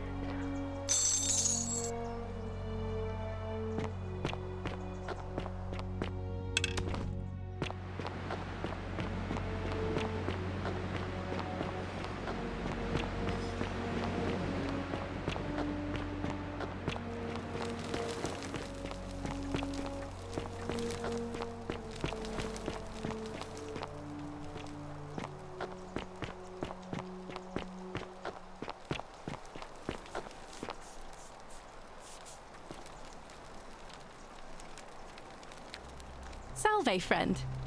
Welcome to life under the gold. All right, well, it was lovely to meet you. I look forward to getting to know you better over the coming months. And if you ever... I can't believe this is how it ends. Oh, no. No. No, no, no, no, no. Ulpius, what are you doing? Get back from there. If you lose your balance, you'll fall. That's the idea. What? Why? Why would you want that? Why do you think I'm stuck for the rest of my life working for a man who treats me like an animal? I know things are hard for you right now. Please.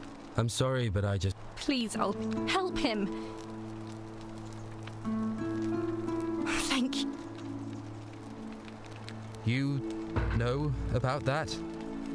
How is that possible? I mean, I've never mentioned it to anyone. Well, if you say so. You don't understand. I don't want to hurt anyone. I just want it all to be over. It's too late for that. Yulia and I made a pact, and she's already swallowed hemlock this morning. If I backed out now, I'd be betraying her. I can't do that. No. No. Time's up. I'm out. Wherever you are, Scintilla, my love. I'm sorry. Ulpius, no!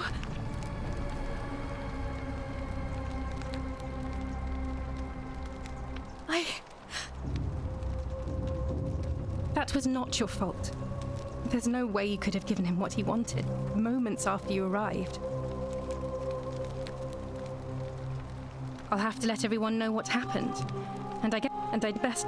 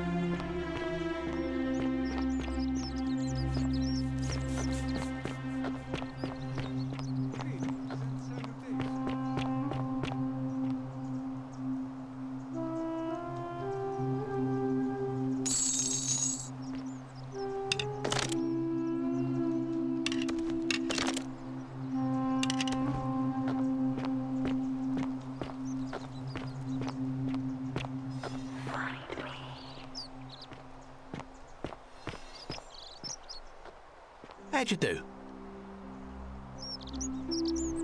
Hello there, friend.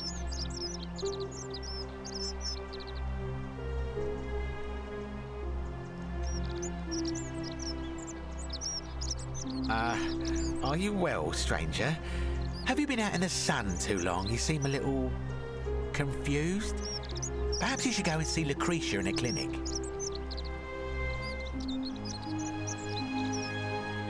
You mean, how did I end up here? That is a lengthy tale. All right. Well, you see, I'm in the business of procuring rare and precious objects liberated from the enemies of Rome. Mostly sculptures, vases, the occasional slave, fetch a magnificent price in Roman high society.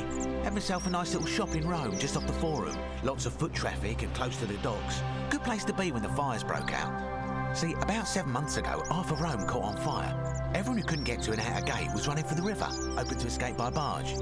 So I gathered my coins and some priceless vases into a cart and had my most loyal slave girl, pretty young thing named Acantha, push it for me. All the way down to the river, I'm elbowing for a stampede of people, turning back now and then to make sure she hasn't legged it with my valuables. But, to my surprise, we make it, and I see this barge loading up, and it's so full it's almost sinking. But the captain's happy to take my coin, so I start boarding, and then he puts his hand on my chest and he says, "No, too heavy. The cart or the girl." So I did what anyone would have done. Of course I chose the cart. I mean, I can always buy a new slave girl if I still have my money. So I put my hand on the cart, and I guess she realised what was happening because those pretty black eyes of hers go all wide. And in one swift motion, she topples the whole bloody thing into the Tiber. No, I dived in after it, of course. Aren't you paying attention? That was a bloody fortune. Only, I guess I must have hit my head or something because everything went black. When I came to, I'd washed up on the riverbank not far from here with nothing in the world but a single silver coin. Thank you, friend. But it turns out it might have been a stroke of good fortune because this place is a veritable treasure trove. Look around you. There must be more gold in here than in the treasury of Rome. If I can just figure out how to get it out of here. Very well. Another time.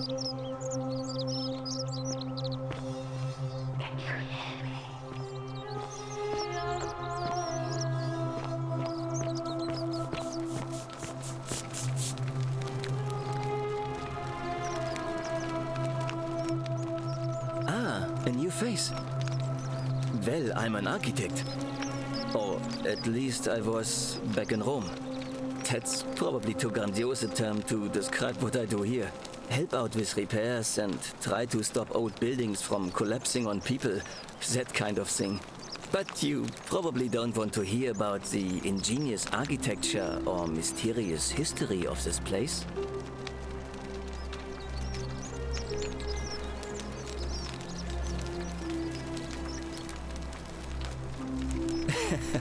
I like that. We're going to get on well, friend. Nice to talk to you.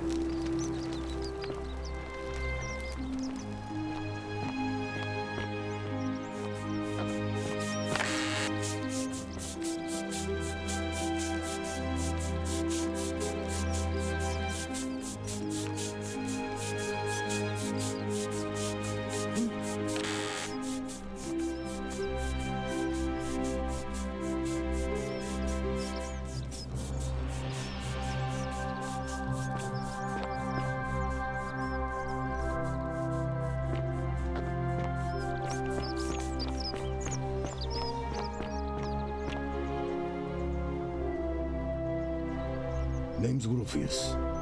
Better watch your step. No idea what you're talking about?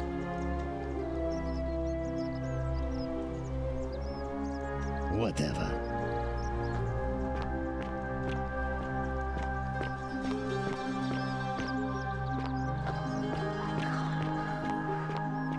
Arve. A new face. Arve. Interesting. I'm not sure why you're telling me, but you've come to the right person. Did you find a pattern then? What have you noticed?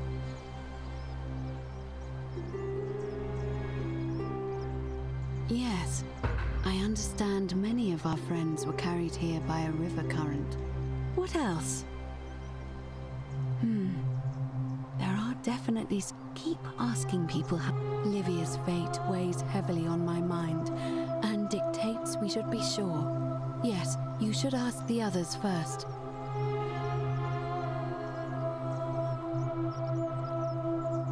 Come back to me once you've acquainted yourself with the rest of our neighbors.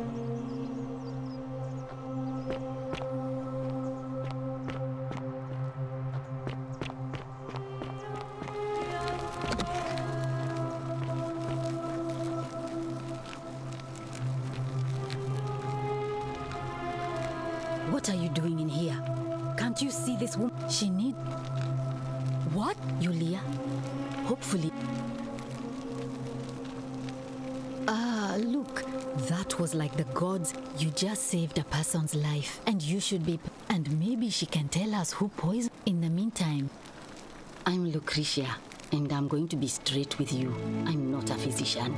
This is Nevia's clinic. I've just been filling in ever since she disappeared. I'm tired and out of my depth and miserable all the time. But I'd rather take this on myself than let one of you lot mess it up. My husband and I moved to Rome from Caesarea.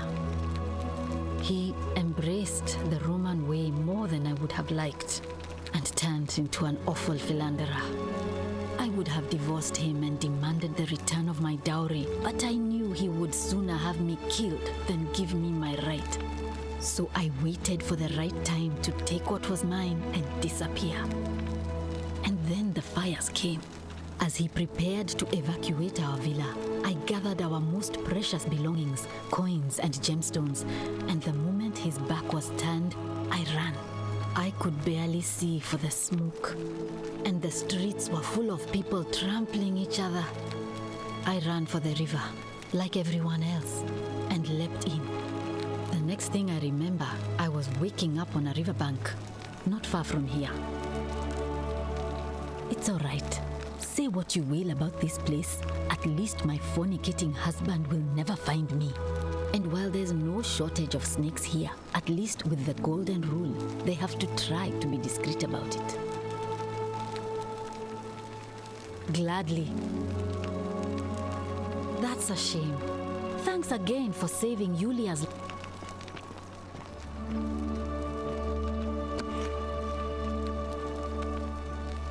Oh, was this... You mean my life story? Oh, well, I grew up as part of a big family in Rome. Me and 3 older sisters. Our father found good husbands for my sisters, but I wasn't cut out for that kind of life. So he found me a job as a scribe for a prominent merchant. It was a good life for a while, until 7 months ago when the fires came. My colleagues and I worked desperately to try to protect our warehouse. We must have had 100 workers passing buckets of water, chanting prayers to Vulcan, but they fell on deaf ears. The fire was relentless and it claimed everything and everyone. Well, almost everyone. My employer told me to grab what valuables I could and flee for the Tiber with the crowds.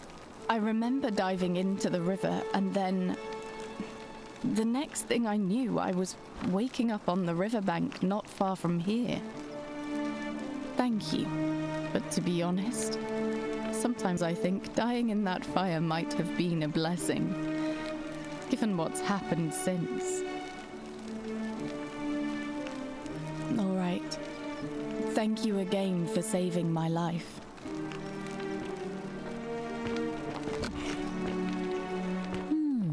A golden bow, just like Apollo and Diana's. Ave again. Did you find what you need? And did you notice anything? A pattern? Yes, I suppose that could be something. But then most of us do tend to carry coins on our person, don't we? What else? That's true. I know I wasn't entirely sure how I wound up here. It's as I feared. I think I understand what poor Livia has been going through. Let me ask you this. Did you happen to encounter a stranger in the forest before you arrived here? And did you happen to catch her name? I see. And was this stranger by any chance wearing a hood? Because I've seen her before. There's something I think you should see. I think you'd better follow me to the baths. But Don't follow too closely. We can't have people thinking we're bathing together.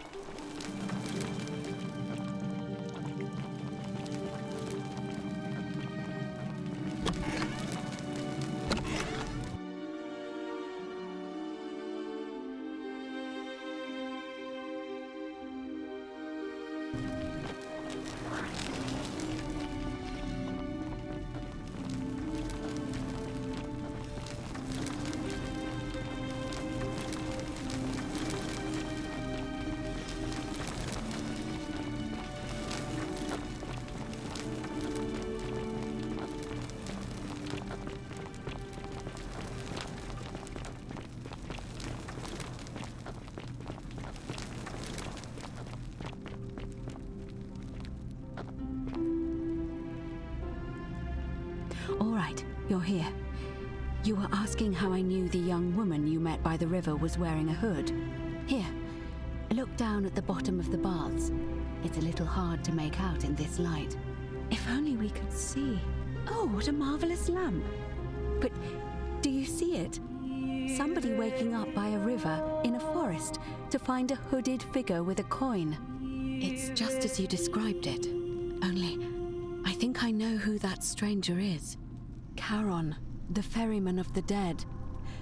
Charon, who, in exchange for the right coin, helps the souls of the newly deceased cross the Styx, the river that separates the land of the living from the land of the dead. When I dragged you out of the river, I thought you were never gonna wake up. I checked your pockets for ID, but all I found was some loose change. I'm so sorry, my friend. I'm so sorry. I take it you know what this means. I'm afraid so. It's all starting to make sense. All these people whose last memory was running from the fires toward the river. It seems none of them escaped with their lives after all. Perhaps we should be grateful they don't remember their final moments. It also tells us that the Golden Rule is the work of Pluto, the god of the underworld, and why his epithet has always been Father of Riches. I know it's a lot to take in, and you look as if you have questions, so I'll try to answer them if I can. Good question. Let's see. In the stories, Charon would always require a coin as payment for passage across the river. But that never made any sense to me. What does an ancient immortal being need with coins? In our case, it seems Charon didn't take the coins we had. He or she merely checked we had one in our possession. So, maybe there's something special about the coins each of us had on us. That might explain why we wound up here, but so many others did not.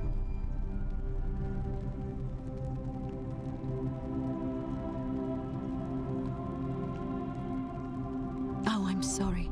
I keep forgetting you're not from here. If you were Roman or even Greek, you would know these stories. Each of them is slightly different, whether the storyteller was Plato, Homer, Virgil, or Ovid. But they always involved the souls of the dead meeting a grim ferryman named Charon on the bank of a river. It was said that he'd help the new arrival cross, only if they could pay him with a coin, an obol. That's why it was once our custom to bury our loved ones with a coin in their mouths. Charon's obol, we called it. Of course, an obol was a kind of Greek coin, because we inherited this knowledge from the Greeks.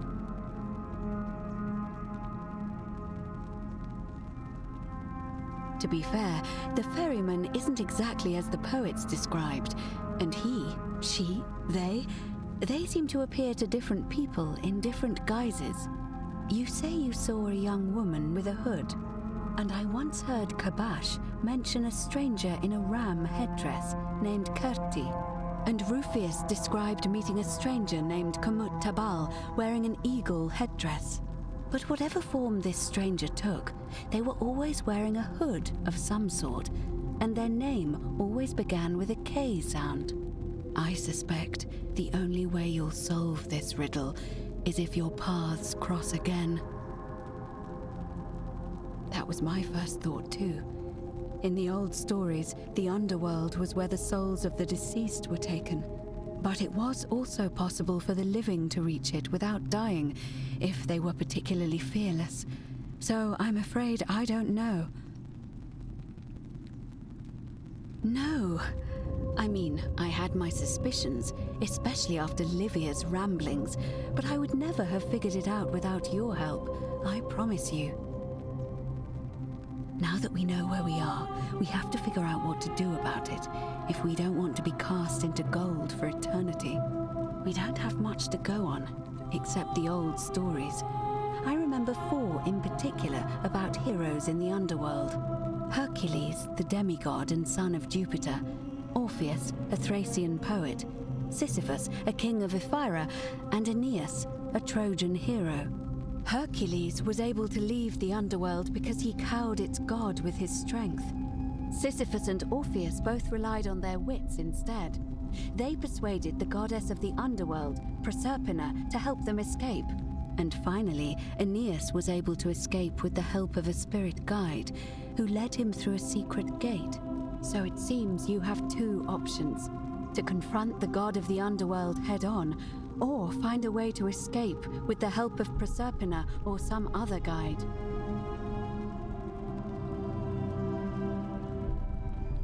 All Romans try to avoid saying it, and the reason is quite simple. He might hear us. You may refer to him as Pluto, if you wish, but you'll only be calling attention to yourself. Do so at your own peril. Shh! Is everyone so blunt where you're from? Oh!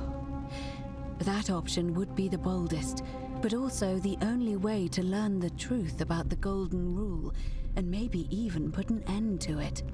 As I said, Hercules managed to overpower the god of the underworld, but he was a demigod. Forgive my candor, but you are no Hercules.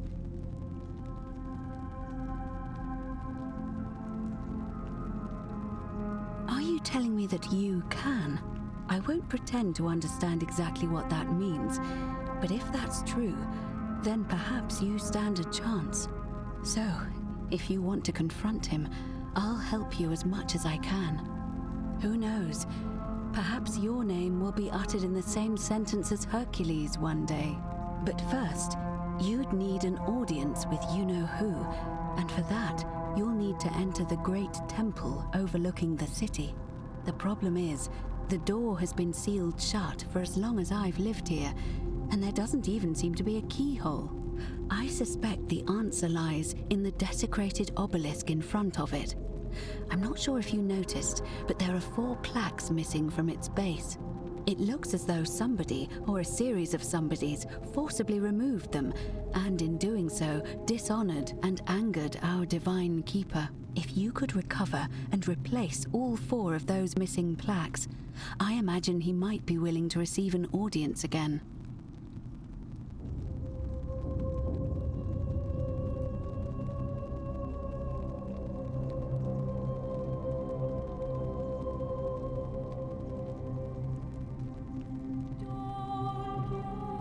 It's the towering stone monument with 4 sides and a pyramid-shaped head that stands before the great temple, a dedication to the god of this place.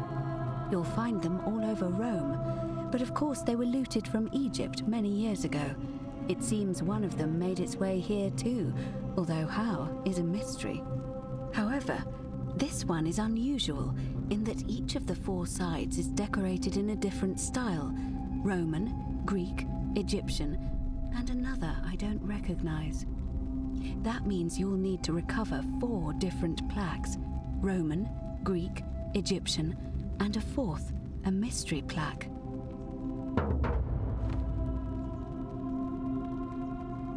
Good question.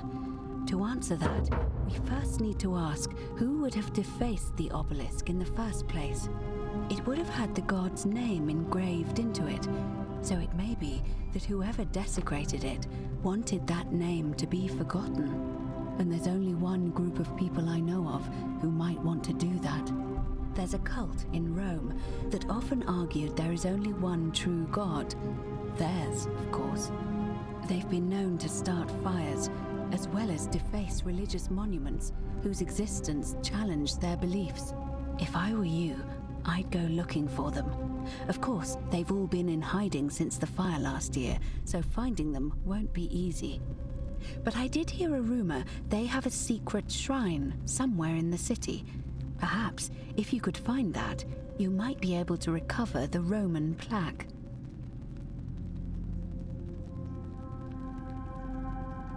I don't know. But perhaps you should begin your search with the local Greek fellow, Georgius. His store is in the Forum.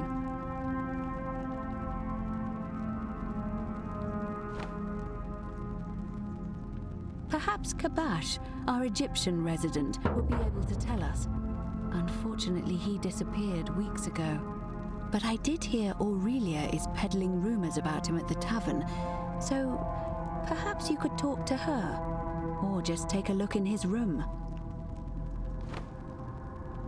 I'm afraid you're on your own with that one, but perhaps finding the other three will illuminate the way.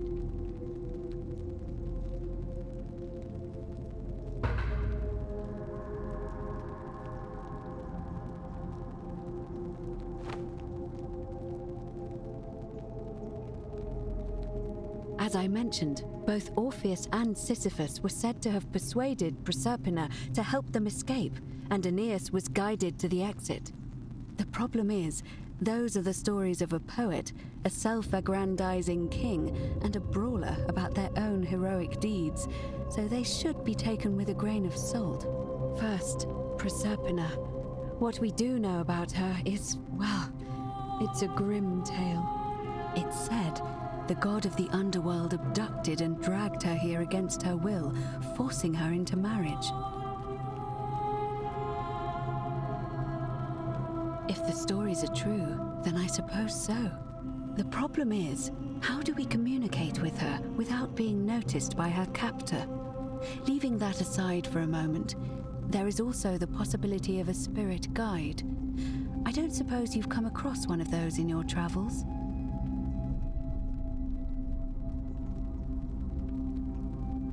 Truly? And you're only bringing this up now? Then again, I suppose you were worried I'd think you were as mad as Navia. Can you tell me more? Is it the same voice? What kinds of thing does it say? Fascinating. Perhaps she's a benevolent spirit. Or perhaps... Perhaps you're hearing the voice of Proserpina herself. If she has indeed been abducted, it would make sense for her to speak in cryptic whispers to avoid detection. Tell me, has she told you anything that might lead you to the way out? Truly? Then why are you still here? Ah, I see. Then it seems you have made a great sacrifice for all of us, friend. I admire your compassion. Truly, thank you. But unfortunately, I'm afraid your only other option will be to confront you-know-who. All right. I would suggest not discussing this with anyone. The best we can do for them is to let them remain oblivious for as long as possible. As for Livia, it seems she's been shouldering the weight of this terrible secret all this time. Perhaps it would comfort her to know she's not alone. In any case, time is of the essence, so you'd best begin. May Fortuna guide you, although you may not need her with Proserpina on your side.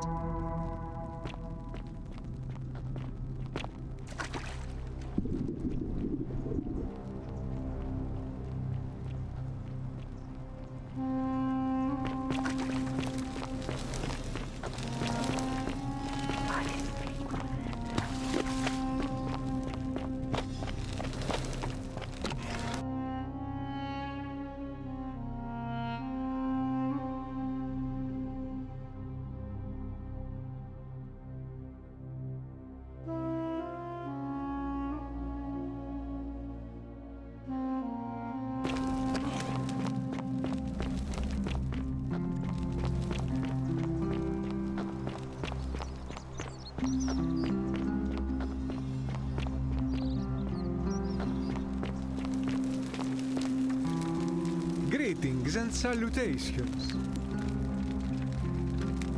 My friend, your words intrigue me more and more. But yes, very well. Ask me what you will.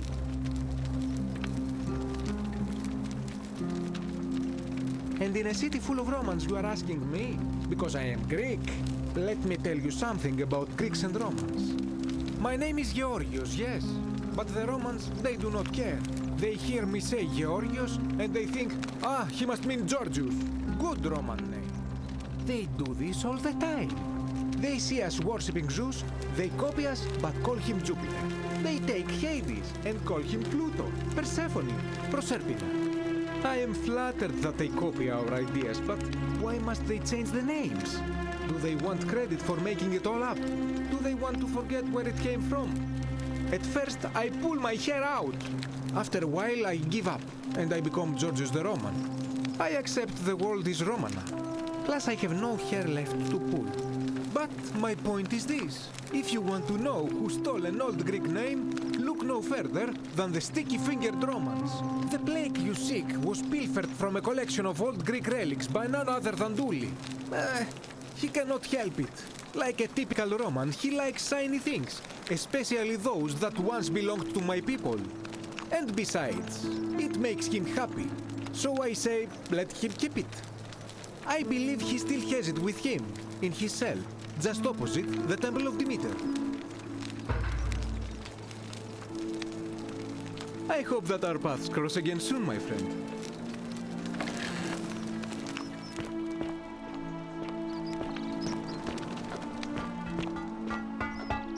Sometimes I stare at the great temple on the bluff. Welcome back. Nice to talk to you.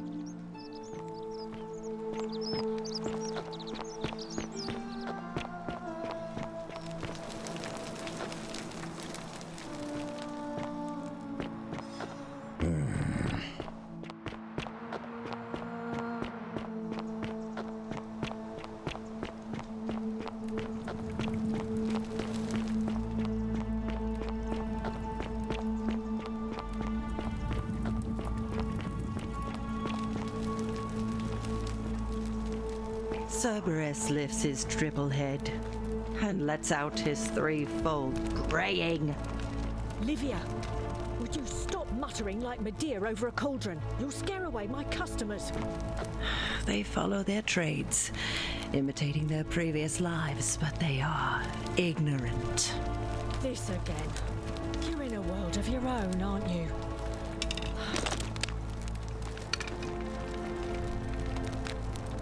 Just as the ocean accepts the rivers of all the world, so this place, but it does not. Say it. Speak its name. Then it is true. I was right. I thought I saw it, but when the rest of them could not, I kept thinking I must have gone insane. I had to tell myself it was true over and over again, until I wasn't sure if I was deceiving myself. I must apologize if my words seem cryptic. I'd found comfort in reciting the Metamorphoses by our great poet Ovid. He gives such an uncanny description of this place. I cannot help but wonder if he himself came here. Would you like to hear it? I understand. Such things are not for everyone. But I thank you nonetheless. And now we share a secret. It's as if you've lifted a great burden from my shoulders. Thank you, friend. I think I should rest.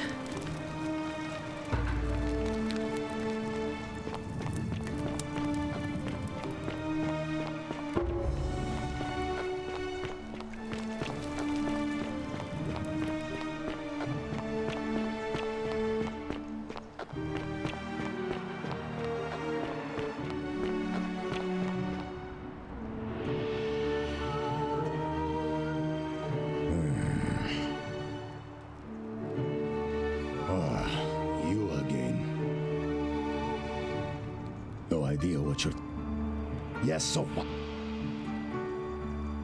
And why should I? The one true God says that for man.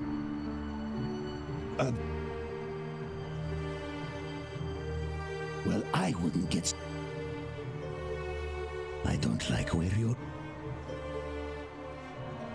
I have no idea what you're talking about. And unless you want your jaw broken, I think it's best if you don't ever talk to me again. I have nothing to say to you, kaput merde.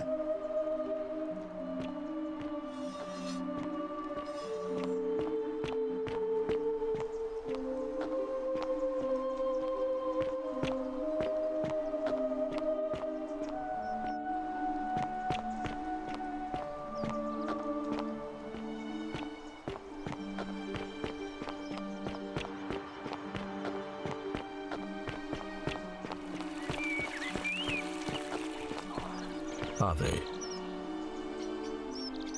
I thought I told you to get out of my villa. I'm bored with you.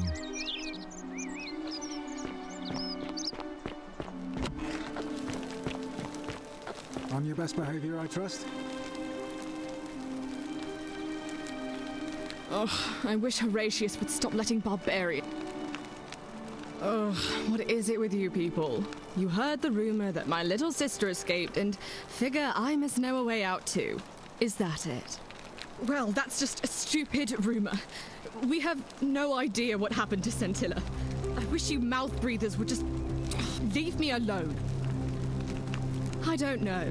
Can you? Can you tell me how a person could have disappeared from a city with no exits and no crime? Was she snatched away by the Harpies?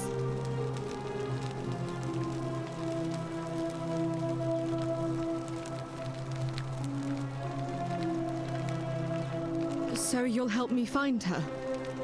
Oh, thank you. You should probably take a look through her room. It's the one just by the front door. Maybe you'll find something the rest of us missed.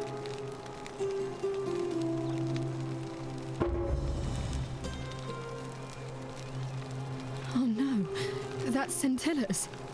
The question is, what was it doing in the cistern? A skeleton? Oh gods, you mean she's...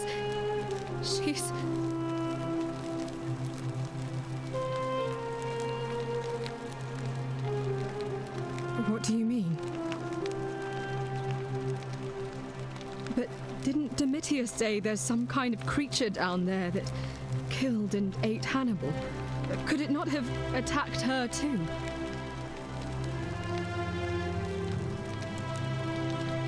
What are you saying? That somebody crept down there and put Scintilla's amulet on another body to make us think she was dead? Why would anyone do such a thing?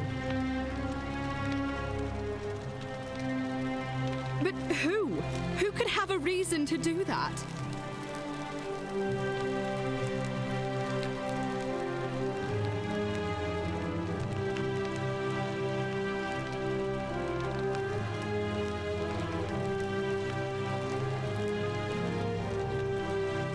That is an extremely serious accusation.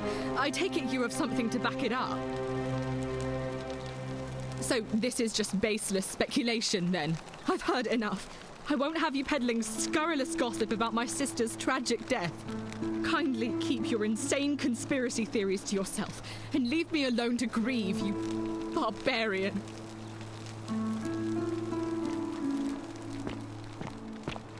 All weapons are to be tossed into the chasm. Magistrate's orders.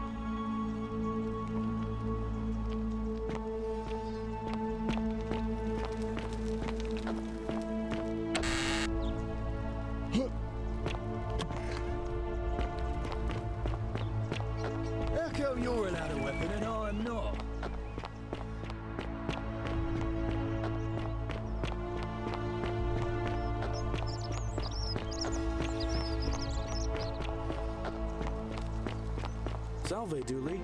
How are you doing today?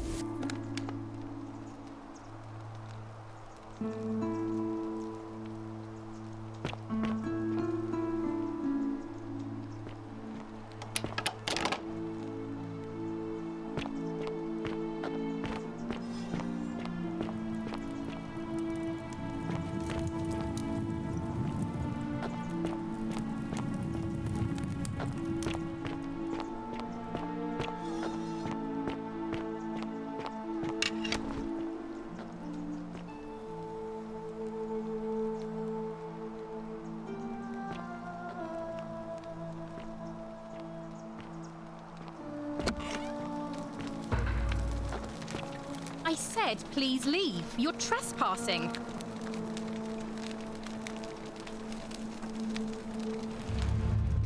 The many shall suffer for the sins of the one.